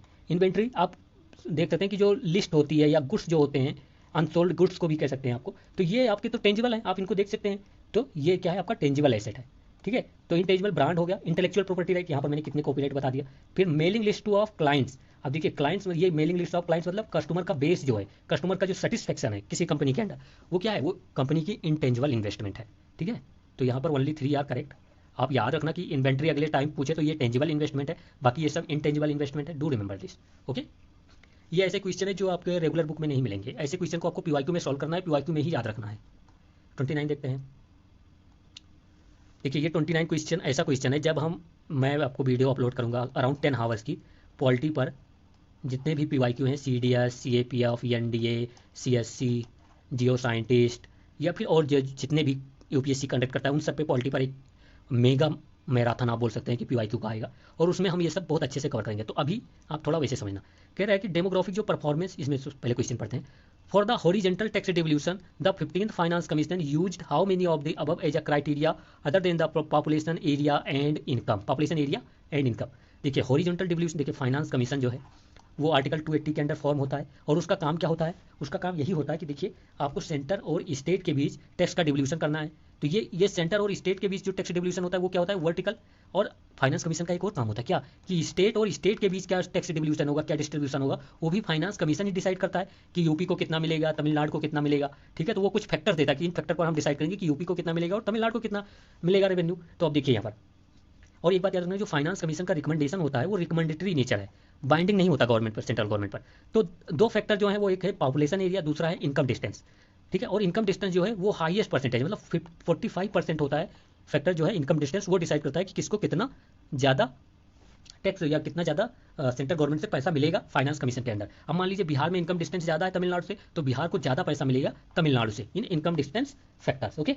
अब देखिए इसमें कौन कौन से फैक्टर थे, डेमोग्राफिक परफॉर्मेंस था, याद रखेंगे, फॉरेस्ट एंड इकोलॉजी था, ठीक है, टैक्स एंड फिजिकल एफर्ट्स था, ठीक है। अब देखिए यहाँ पर आप कैसे एलिमिनेट कर सकते हैं। स्टेबल गवर्नमेंट, क्या कहीं पे गवर्नमेंट, जैसे मान लो यूपी हो गया या तमिलनाडु में हो गया, वहाँ पर ज़्यादा मान लीजिए थोड़ा दंगे वगैरह होते हैं, वहाँ पर गवर्नमेंट जो है वहाँ पर स्टेबिलिटी नहीं, तो क्या उसको पैसा नहीं मिलेगा या उसको पैसा कम कर दिया जाएगा, तो ऐसा कोई रीजन बन ही नहीं सकता ना कॉन्स्टिट्यूशनल। तो ये दोनों नहीं थे factors, demographic performance, forest and ecology, tax and physical efforts, population area and income distance, they are the factor for the distribution of the taxes horizontally, okay. अब याद कैसे कैसे रहेंगे, कौन कौन से फैक्टर थे, तो income distance 45%, population area 15%, area 15%, demography 12.5%, forest and ecology कितना है आपका 10%, टैक्स कितना था 2.5%। तो हाईएस्ट फैक्टर क्या है, इनकम डिस्टेंस, लोएस्ट क्या है, टैक्स एफर्ट। याद रखना, ये यूपीएससी फिर से पूछेगा आपसे।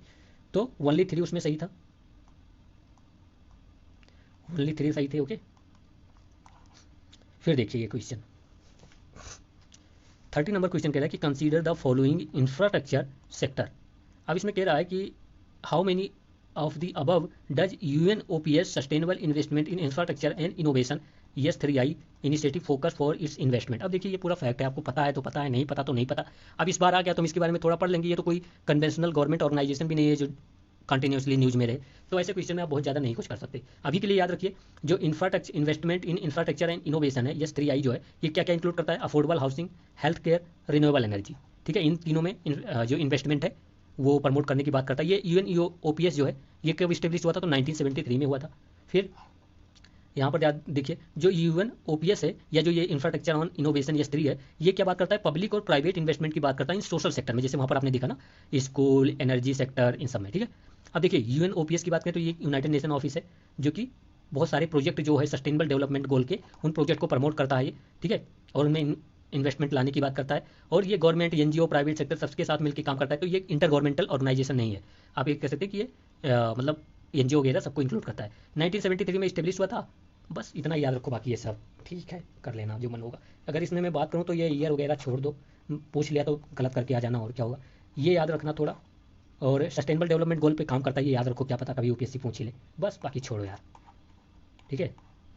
अब देखिए ये क्वेश्चन जो है, ये कह रहा है कि in essence what does due process of law means. देखिए due process of law means the law which are naturally justiciable, ठीक है, नेचुरली जस्टिसेबल, तो the principle of natural justice, ठीक है। अब देखिए जो ये ड्यू प्रोसेस ऑफ लॉ है वो इंडियन कॉन्स्टिट्यूशन में तो नहीं है सेपरेटली, बट यूएसए का कॉन्स्टिट्यूशन प्रोवाइड करता है, और हमने यूएसए की कॉन्स्टिट्यूशन से जो जुडिशरी ने बोरो किया है ड्यू प्रोसेस ऑफ लॉ, ठीक है। फिर मेनका गांधी केस आया था, उसमें जुडिशरी ने कहा कि प्रिंसिपल ऑफ नेचुरल जस्टिस अब मैं अप्लाई करूंगा किसी भी लॉ को कॉन्स्टिट्यूशनल और अनकॉन्स्टिट्यूशनल डिक्लेयर करने में।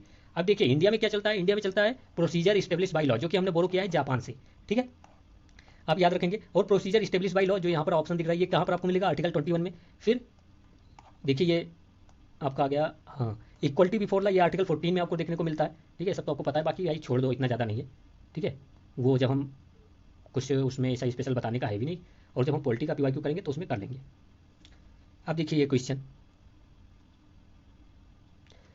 कह रहा है कि, थोड़ा जूम करता हूँ। अब ऐसे क्वेश्चन जो होते हैं, इन क्वेश्चन में आप बहुत ज़्यादा कुछ कर नहीं सकते ना। ये कह रहा है कि in India prison are governed by the prison act 1894 which expressly kept subject of prison in the control of provincial government. देखिए अगर हम प्रेजेंट टाइम की बात करें तो प्रिजन किसके अंडर होता है, स्टेट गवर्नमेंट के अंदर, और यहाँ पर भी दिया गया है प्रोविंशियल गवर्नमेंट, इसलिए ये सही होगा।